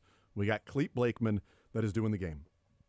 By the way, the last game that Clete Blakeman did was the Chiefs for the Chiefs was Christmas Day last year versus the Raiders. That was the last one that Blakeman did. But it's a perfect example of narrative over facts, because when Clete Blakeman was announced, oh my God, internet, might as well just give it to the Chiefs now. Clearly, wow, Clete Blakeman, everything's gonna be the Chiefs' way. So last week, the conspiracy was Clay Martin was the official, and the Chiefs were 6-0. This week, Clete Blakeman is the official. And when Patrick Mahomes starts games that Clete Blakeman is officiating, do you know what the record is, Sterling? He's 5-6, I believe. Or 5-4? 5-5, because it's 5-6, but the Chargers game they lost when the Chiefs rested their starters. So 5-5. So 5-5 when Patrick Mahomes is the quarterback. When the quarterback is 90-23 in his career? Okay. Josh Allen is 6-2 with Clete Blakeman. Give it to the Bills. As the official. Yet, yesterday it was so last week, Clay Martin, because the Chiefs were undefeated with Clay Martin. This week, Clete Blakeman, because apparently Clete Blakeman calls a game that's going to benefit the Chiefs somehow. He calls the most holdings. People say the Chiefs get away with holdings, like his crew calls the most holdings in the NFL. Wouldn't that be worse for the logic of the Chiefs get away with holding calls? And that's why Clete Blakeman, the Chiefs are 5-5, because he calls so many holding calls the Chiefs can no longer get away with it. Yet Clete Blakeman is used as the example, another example as to why the refs are in the Chiefs' pocket. Do you want to know some fun facts about Cletus Blakeman? Please, I like fun facts. Cletus is his real name. It's that's badass. Cletus W. Blakeman, which absolutely slaps. He played backup quarterback at the University of Nebraska. Okay, he played in the 1987 Sugar Bowl victory over LSU. When he was at Nebraska. And pretty cool here. Since 2013, Blakeman's voice and likeness has been used for penalty announcements in the Madden NFL franchise. Well, how about that? So, good old Cletus, pretty cool right there. If you play Madden, he is apparently who they try and model their guy after. Let me add amend my stat. I had him at 5-5 because I went back to 2018. What are the odds he officiated the Chiefs and Broncos game in 2017? 2017, so 6-5. So he's 6-5. Yeah. What are the odds of that? I didn't even look at 2017. My apologies. So he is 6-5 when Mahomes starts. Since the last game of 2017, the Chiefs are 6-6 with Clete Blakeman, including the game that Mahomes did not play. Do you know the dates? Because you can find which games he has done of Kansas City. I know exactly the games. Do you know you have that on Bleacher or on a Pro Football Reference? They have actual breakdowns. Yeah. Pretty cool. Yeah, Raiders last year. Okay, so let me go to the Raiders game. The Raiders game. That was Christmas Day. That was a bad one. That was a rough one. It was a rough game for the Chiefs. Looks like 4 penalties for 20 yards. For the Raiders or for the Chiefs? It's hard to read. Oh, this is a very hard to read penalties? No, how they have the key. I want to make sure I'm reading it correctly. Well, reading is fundamental. You know, Seth Kaiser would be able to read it correctly. Point scored. There you go. Yeah, there we go. There we go. Okay. Stop that. I heard that. 4 for 20 in that game. 4 accepted. For the Raiders. For 20 yards against the Raiders. Raiders had 5 for 44. No, Chiefs had 5 for 44. Chiefs were penalized 5 times for Why would they yards. they have it backwards then set on the Pro Football Reference? Because you would think it would be the. I got it. Pro Football References right here. Penalties, yards, 5 for 44, 4 for 20. Right here in that Chiefs Raiders game, 5 for 44, 4 for 20. They have it 420 for the Raiders. Shocker. They have it backwards on my computer. I don't know why they have that on your computer like that. But, how'd they hack me? Chiefs were penalized 1 more time than the Raiders in that game, which is why they lost the game, is because of the 24 extra yards of penalties. 2022, he officiated the Tennessee Titans game at home in which the Chiefs won. The Seahawks game, it looks like. He officiated the Seahawks game in 2022. Those were the 2 games in 2022 that he officiated. Tennessee Titans, in which the Chiefs won 20-17 in overtime. That was a struggle. We were at that game. Man, it was cold as all get out with the wind chill. And that was one of those to where you're like, what is going on? Because Malik Willis is playing in this Titans game, and the Chiefs can't freaking score. And then Seattle later on in the season when they won by 14. 24-10. 2021, he officiated the Baltimore game on the road where the Chiefs ended up fumbling at the end of the game, and then also the bad interception by Mahomes at midfield. So they lost that game, in which Clete Blakeman was the reason they ended up losing that game. Look, did they have 8 penalties for 55 yards? Is what it looks like. What's his defensive pass interference amount? Because it feels like in all these games that you're bringing up, the press man coverage was the issue of getting off of that and getting open receivers. like the Patriots game in 2018, shutout in the first half, and then finally the receiving group gets a little more physical with the Patriots DBs, and we get to start scoring. Same thing, it feels like in that Tennessee game with Vrabel, they're going to be coached to take out your timing. Andy Reid offense, we're trying to throw off the timing.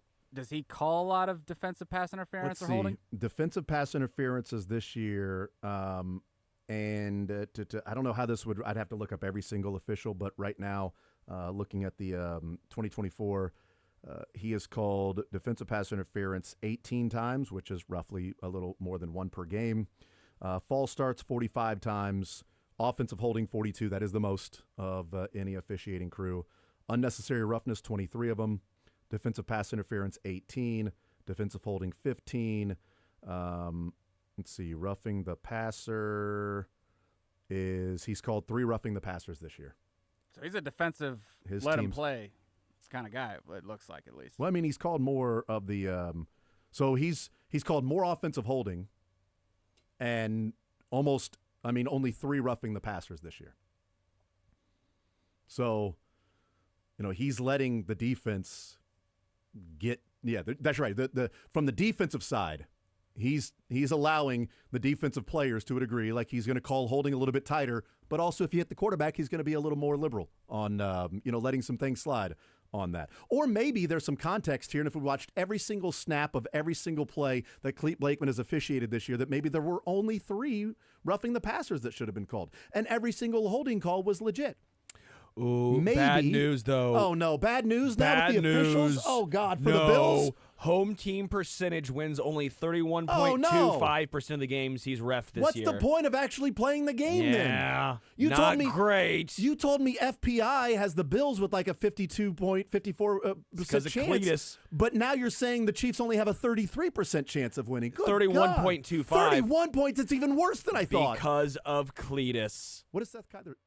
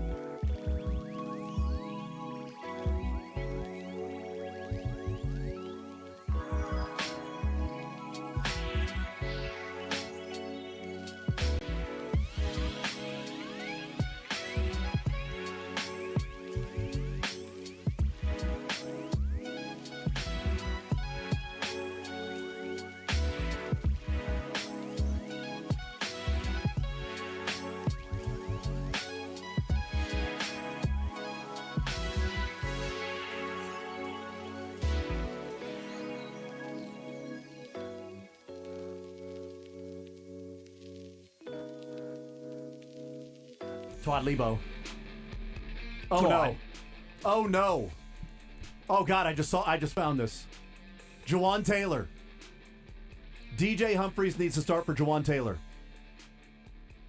You want to take a guess as to which crew this year? Which crew has called the most illegal formations on the offense? Uh-oh. Cleet Blakeman's crew has the most illegal formations on the offense. Now we need to talk about whether or not DJ Humphries starts for Jawan Taylor. That's the question. We need to get to the bottom of that with Andy Reid. Andy, Todd Lebo, Sports Radio 810. Knowing that Cleet Blakeman has called the most illegal formation penalties, do you put DJ in for Jawan Taylor? Veach handles that.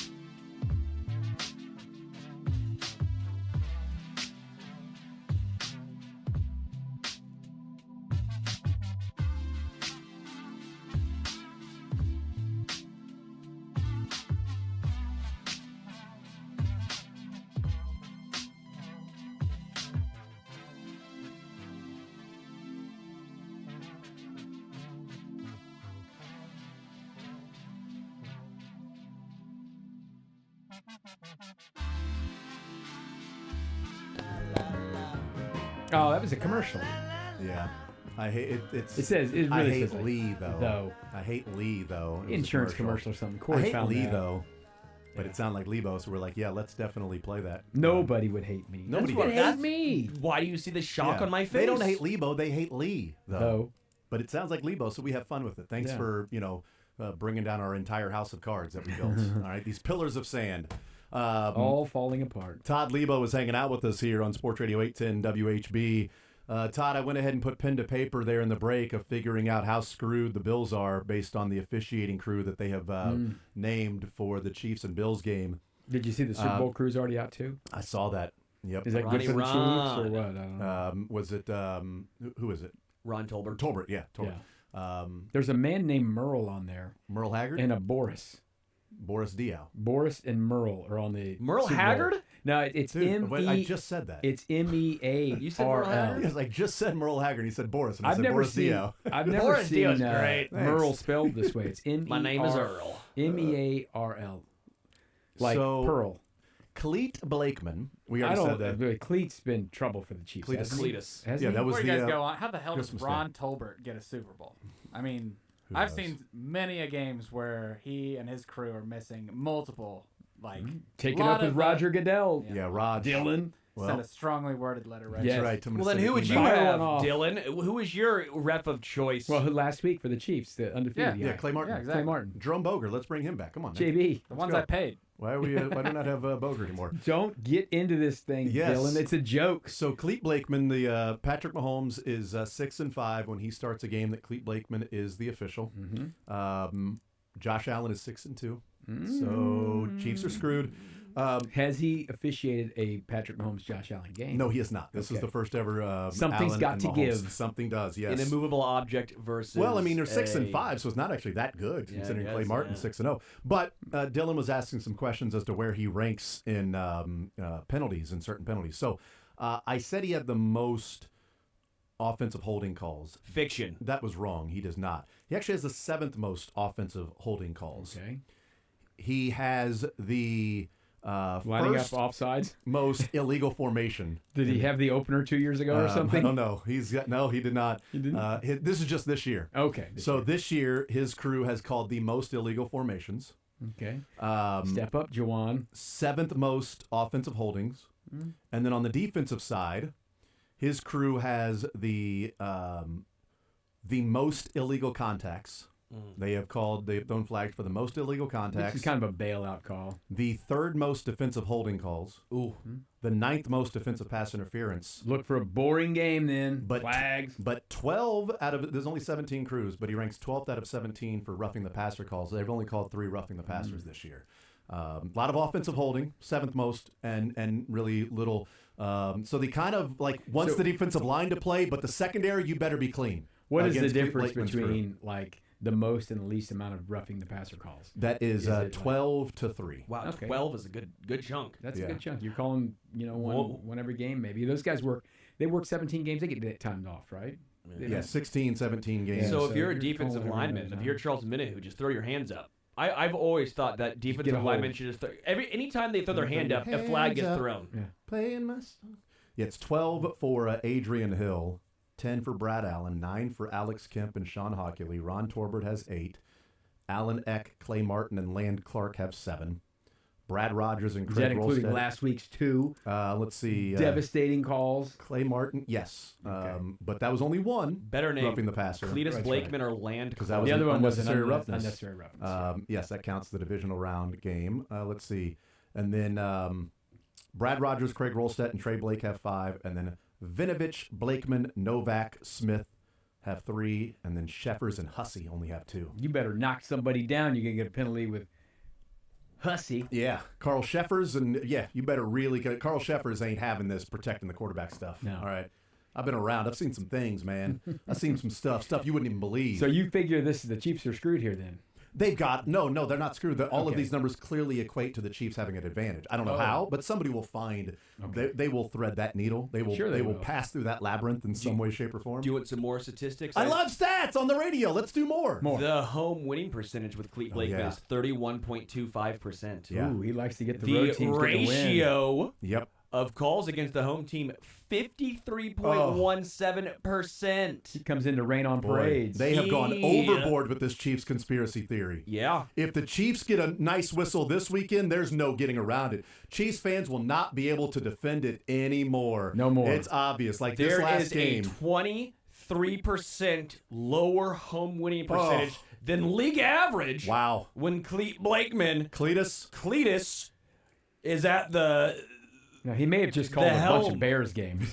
Right. You know? That's a great point. No. Had the Jets a bunch. We don't do nuance. We're okay. being other fans and blindly screaming at the void. You're going to Jacksonville this week. You're going to Chicago. Then you're going back to Jacksonville.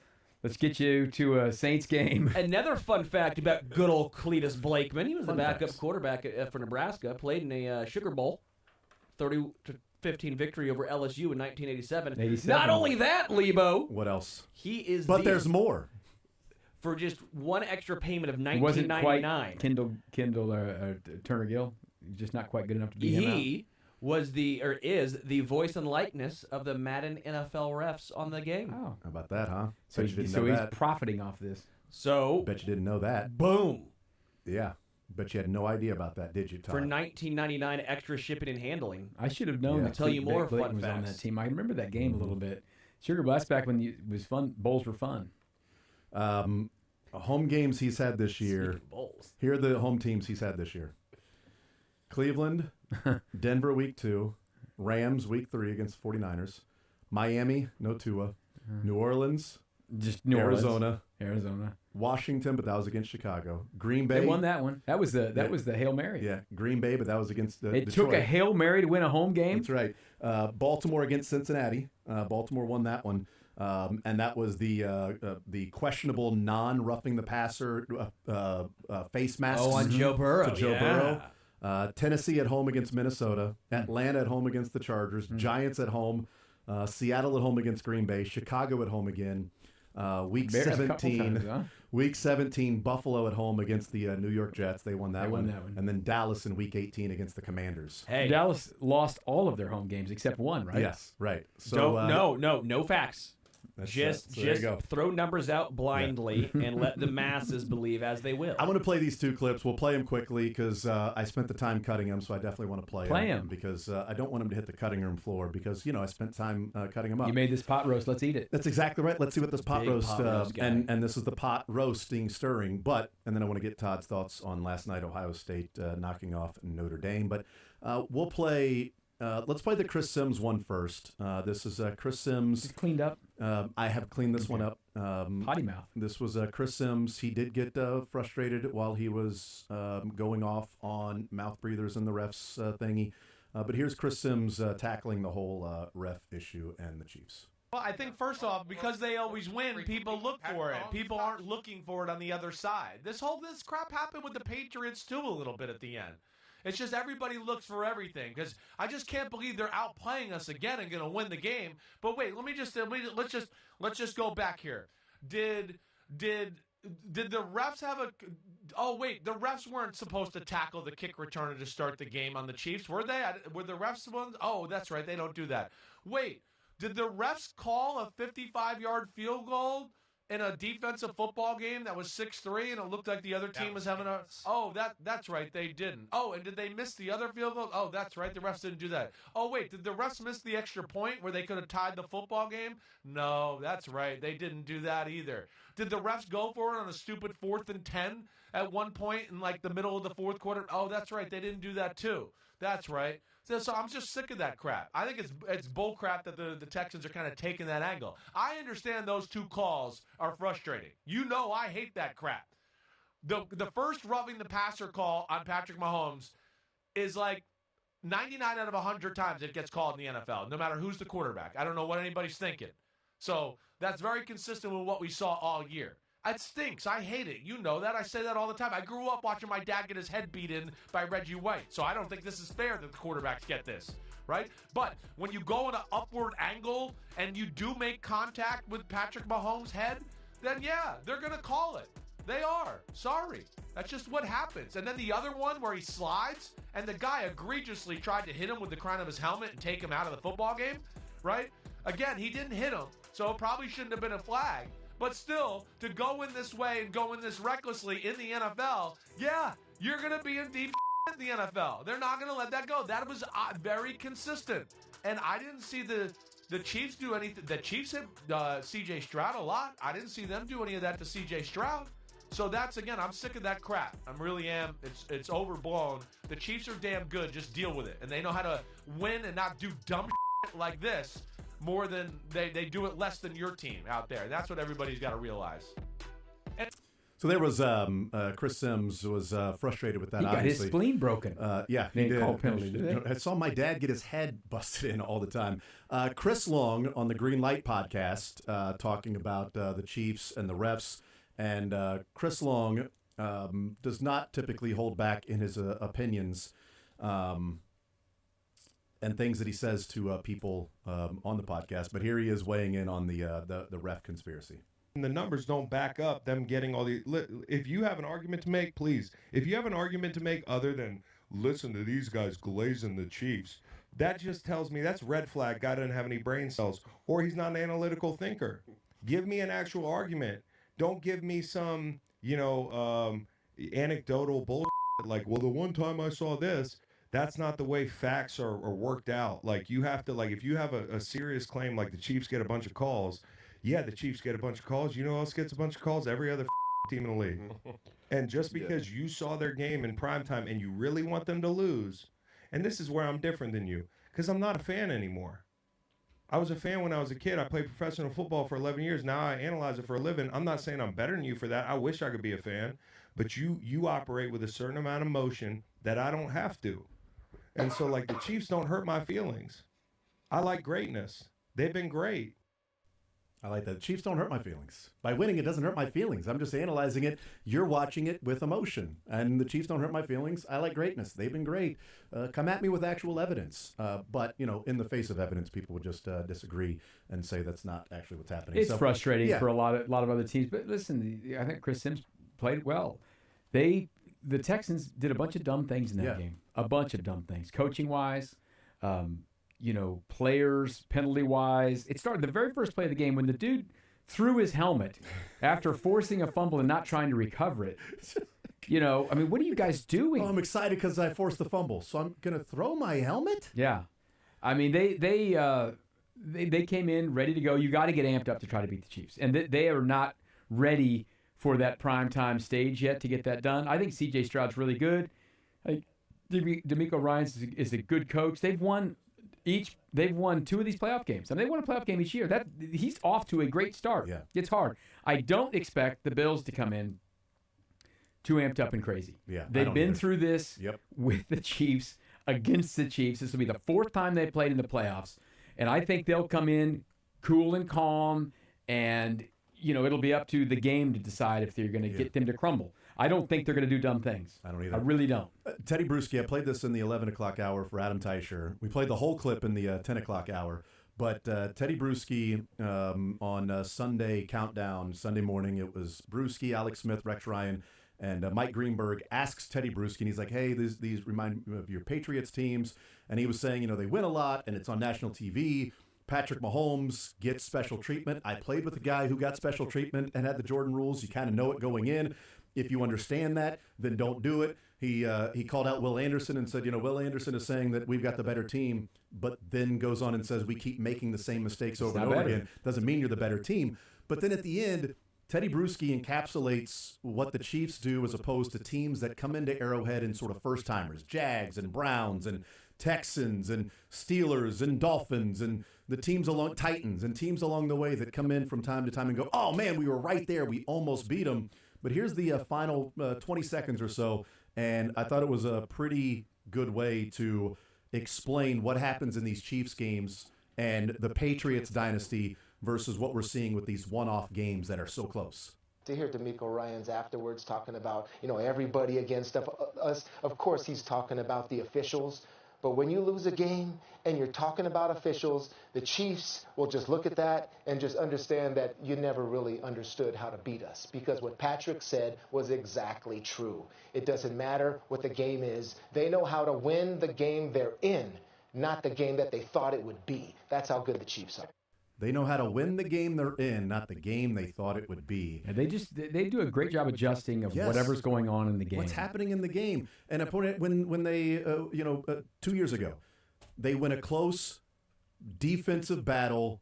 Field position was crucial. 23-20 win over the Bengals. 2 weeks later, they got to score 38 to beat the Eagles in the second half. We have to get every yard. Kelsey on the sideline. More. We don't let up. We can't stop. This game is different than protect the football. We can't make a stupid mistake. We got to make sure we're playing this field position. We don't have to take a chance here.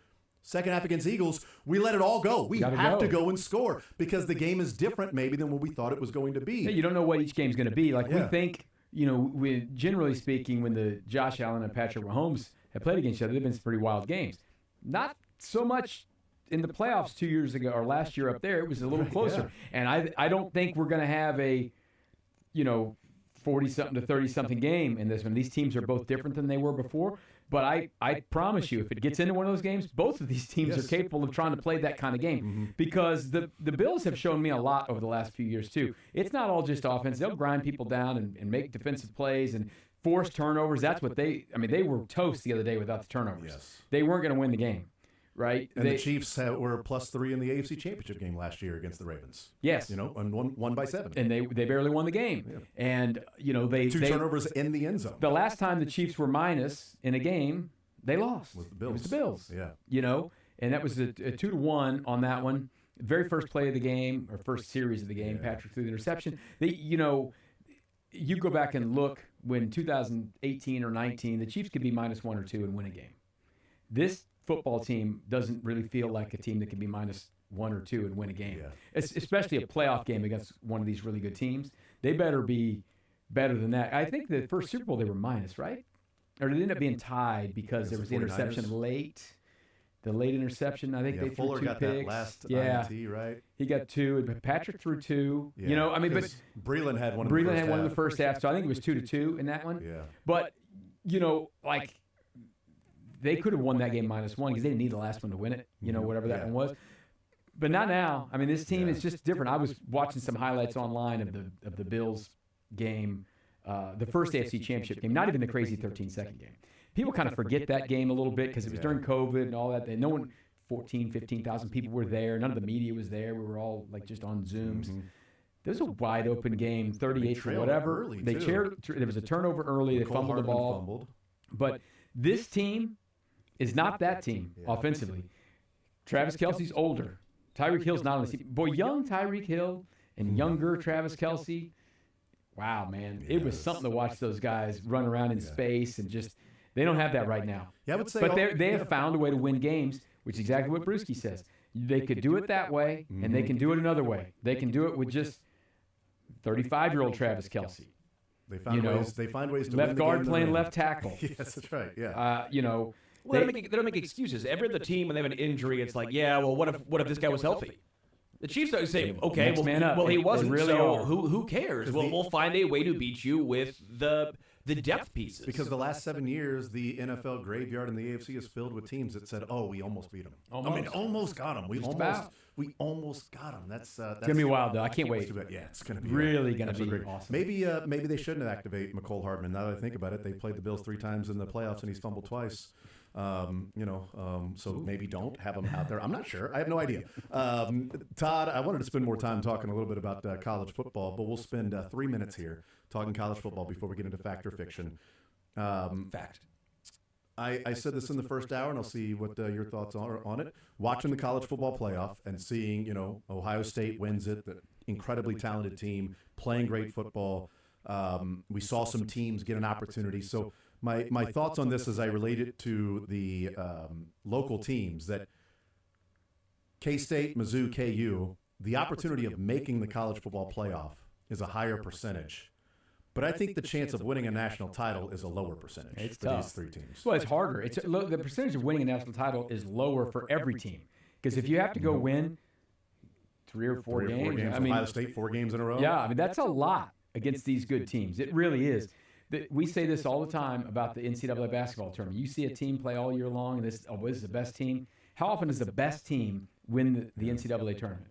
very often. And you got to win 6 games. It takes one bad day. All it is, like one bad day. Reason why there's not even a bad day. Just have 4 minutes. Or the other team gets hot and banks threes in all day, like Kyle O'Quinn from Norfolk State. That's why you see 3-peats and 4-peats in basketball and baseball. No, but it was a game. And hockey because sad still.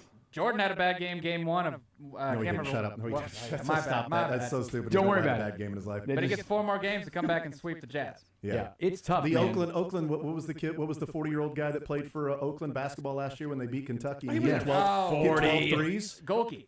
Yeah, Golke. Yeah. He had 12 threes in the game. Yeah. It felt like 12 threes. And then the next day, next game, they show up and they get beat by 15? Yeah. Because he didn't hit 12 threes in that game. It's hard. I do think. I mean, if you got 12 spots and you have a path to get to this, but it's harder to win. It's harder to win for sure. And I brought up Mizzou in 07 and 13, and that they were a half away both times from playing in the national title game. You just got to win one. Just win one. At that one. They would have made the college football playoff both years. Yeah. Then they would have had to win 4, though. Yeah. Like, or either of those teams capable of winning 4. Hard to have that best day that many times in a row against better teams. Against better teams. Listen, Ohio State was great. I'm happy for Will Howard. Yeah. He got to go win. He got to go play with great players. I told everybody last year on K-State that they have a national championship winning quarterback on their team. They just won't even let him play. Tried to tell everybody. K-State, now they thought I was talking about Avery Johnson, but they were so dumb. They didn't know. No, I was talking about Will Howard. You just by the way, you just put NFL receivers around him. Not 40. G League. He's now 25.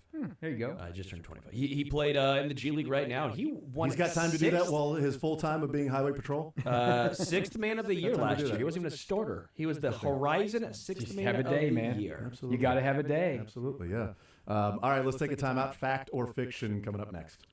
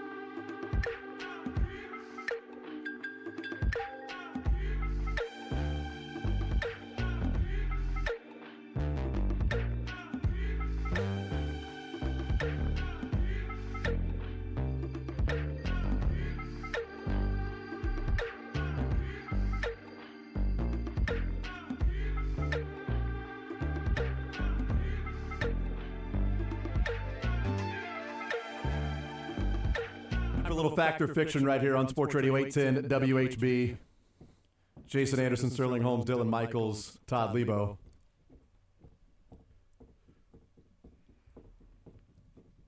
You ready, Sterling? You got your facts or fictions ready? Sorry, I'm just drumming to Metallica. They play this one at the stadium, too. Lars third quarter. Ulrich. It's good. They don't Always play liked it. Swag Surfing now that Willie Gay's not around.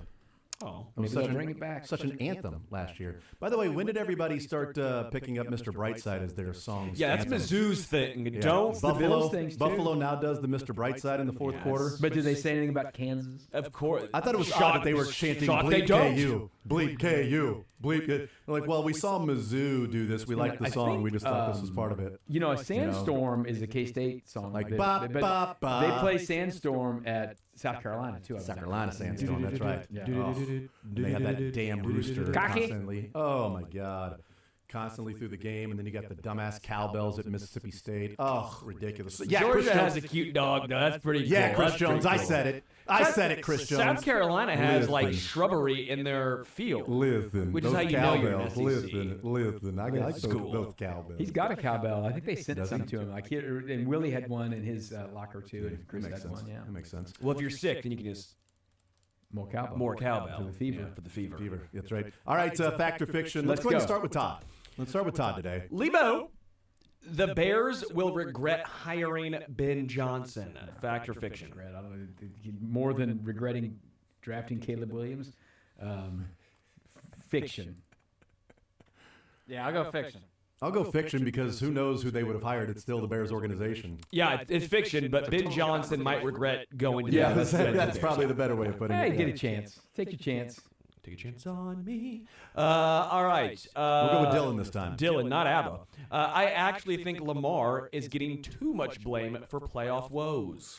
Man, this is a tough one to read. I don't know. Fact. I'm 50-50 on this one. Oh, my goodness. We'll go with one of the 50s. I know. I'm 50-50 on what you think, though. I'm going to say, man, I think I'm going to go fact on this one. No, you know what? I'm going fiction. I'm going fiction. You love Josh Allen so much, I'm going fiction. but I think you want to blame Mark Andrews more for this one. So I'm going to say fact. He's getting too much. Fiction. Dang it. Don't turn the ball over twice. Why is this being glossed over? Seriously, this is absurd. Absurd. Yeah. Don't be buns multiple times in the game. Yeah. But that was You're early. the quarterback. Early buns. Those early buns, those plays don't matter. Now, if it happened to be like a roughing the passer call on the second drive of the game, that's game big, changing. huge. That is game. That's a crucial Don't play. drop the football or throw an interception directly to the opposing team. Yeah. That is dumb. Lamar really putting the capital L in Lamar. Well, you do. I mean, did Rashad Bateman run the wrong route? Because he, right as Lamar threw it, he cut his route. No off, so- nuance. Very good. All My right, turn. I'll go first on this one. Anderson. I'm leading 2-1 tied. Kareem will get at least 1.5 times as many carries as Pacheco. I wasn't at told least to do math. 1.5 times. So that'd be 15-10 or 12-8 or 6-4. What if someone got 7 carries? Yeah. Who's Kareem Rush with again? Kareem Rush? Yeah, that's who we're talking about, right? Yeah, Kareem and Rush? Brandon. Yeah. Okay. Jerron. All right, what's the breakdown again? Kareem Hunt will get at least 1.5 times as many carries as Pacheco. A fact or fiction? Fact. Fact. That's a fact. Yeah. That's the fact, Jack. Boy, I really like the Kareem Hunt over in this game. Thank God he got to 40 yards. Yeah, I know that was Only lost just a little bit of money. I know on because my I had ladder in. 35, 40, and 45. I'm like, okay, thanks for getting to at Yeah. least Oh. 44. Come on. I could have used Come on. another couple of handoffs there instead of Mahomes taking knees. All right, we'll go back Give to me the Todd. extra yard. Leaboo. Either Hopkins or Hollywood will go for 60-plus yards. Wow. I think there will be more wide receiver action in this game as a reaction to try to cover Travis Kelce and the tight end. So it's either, I'll say fact, one of them will get there. Not Xavier, obviously. Yeah, because, he's not part of this. I'll go fiction. So the rest of the week will play a huge role because, as we talked about earlier in the show, off the air, I didn't even mention it on the air, I apologize. But what Sean McDermott said yesterday, that Taylor Rapp with his hip injury that he left the game in the second quarter is going to be listed as day-to-day. And Christian Benford, that we had no idea what happened and no clue of this, Christian Benford is in the concussion protocol. He suffered a concussion on the onside kick. That's their starting cornerback, Benford, opposite Russell Douglas, and then their starting safety in Taylor Rapp. So knowing those guys are kind of banged up, I'm going to say fact. One of those guys gets to 60. Yeah, I'm going fact, too. I think that was part of the game plan. I've been saying that last week. Against the Texans, tight ends, you just go against the backup safeties and poor linebacker play. Don't mess with Stingley.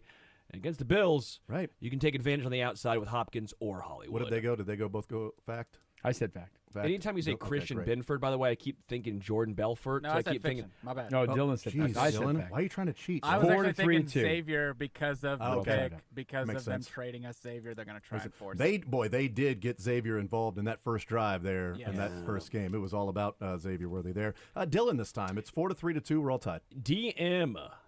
Drew Tranquil will be the best linebacker against the Bills. I'm going to go fiction. I think Leo Chanel spying Josh Allen. That was my fiction. I think they're going to use it. They didn't use a spy earlier this year. I think they're spying the hell out of him. I'm going to go fiction as well. I'll say fact for the fun of it. It's fact. Oh, wow. Okay. Yeah, I was going to sour on Nick Bolton. Is Drew going to be the spy for?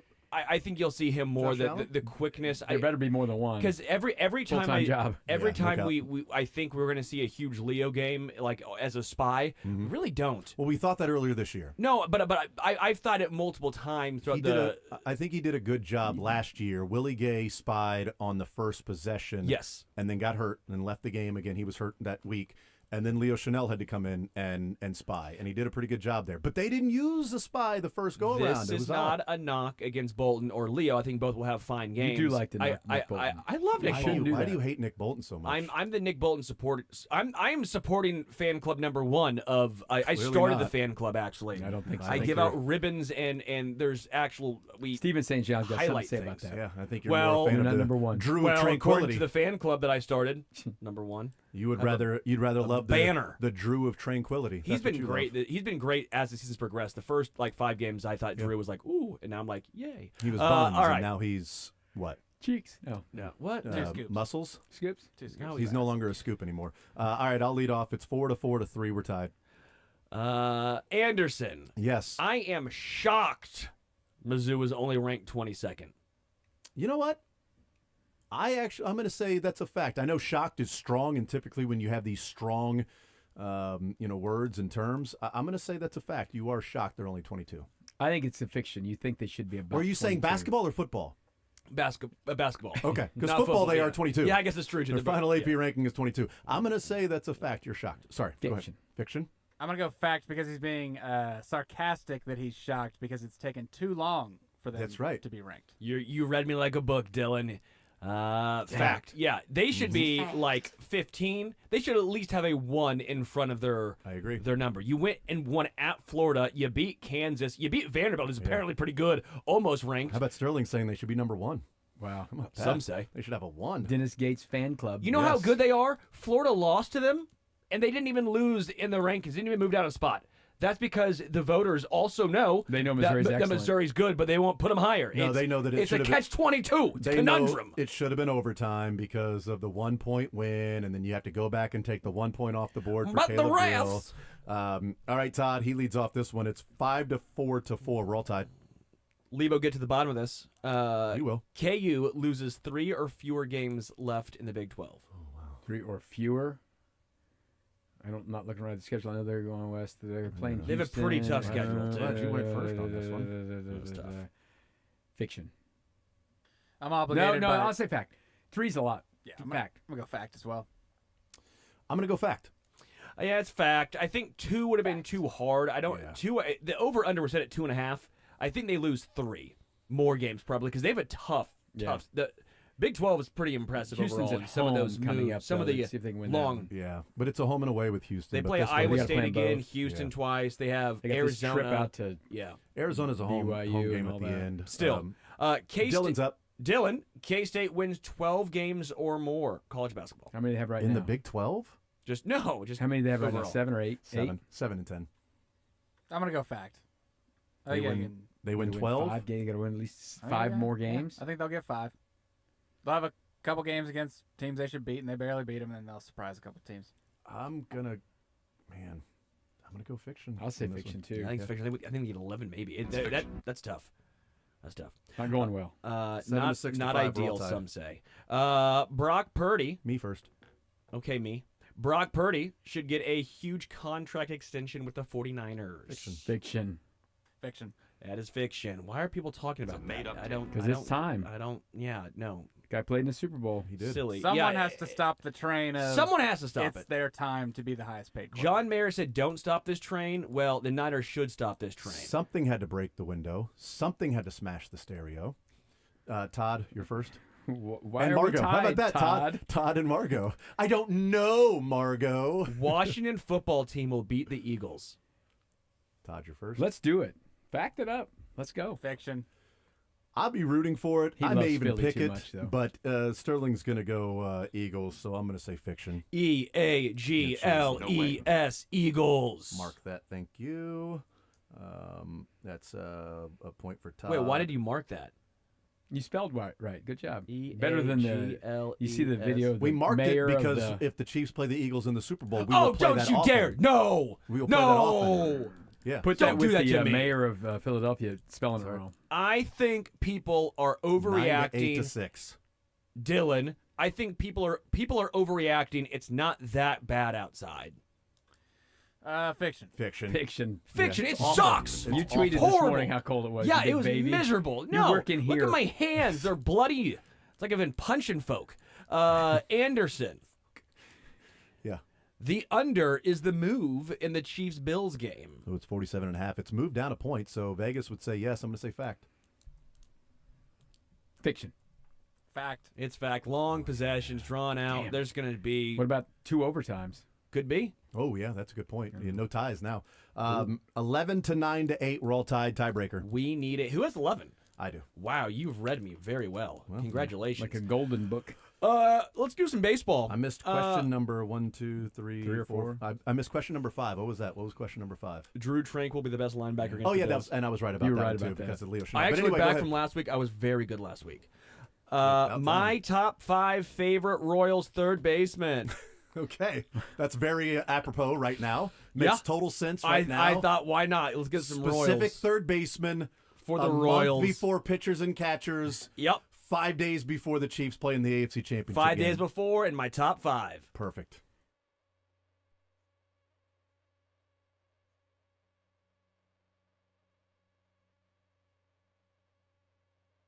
Guys, it's Todd Lebo here for Mr. Davis Clothing. You've heard us talking about them for a while. They've got really great...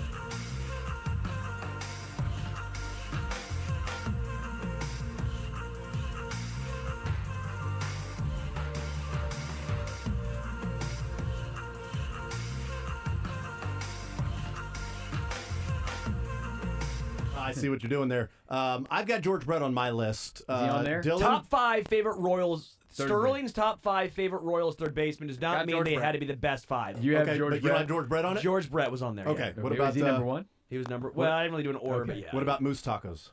Moose is I got on there. Moose on my list. Okay. You got Gary Gaetti. I didn't. I, just I left had him Gary off. Gaetti on mine. Just you left him off. You got got Kevin Joker? Seitzer. No Seitzer. Oh, I do like Jesus. Seitzer a lot. It's not best. It's I just left Seitzer off I because love I put Seitzer. Mark Tian on there. Mark Tian's on there, Boom, baby. shakalaka. What You about got the Dean, Joker? Dean Palmer. No Dean Palmer. Randa? Stinks. I got Randa Boom! on I it. got 4 of 5. The Joker. What'd you have, Dylan? Shaka, Dylan? Laka. Boom. I had shaka, Randa, laka. Tien, Moustakis, and Michael Garcia. And George Brett. And George Brett. You had George Brett already said. Dylan wins. He He had got Garcia? 4.5. Not Michael Garcia. That's not. Michael Franco, baby. Yeah, but that doesn't count. No, it's 4-4. Plus, I was leading Michael 11-8 Franco. going into it. Yeah, that one Winner year. for me.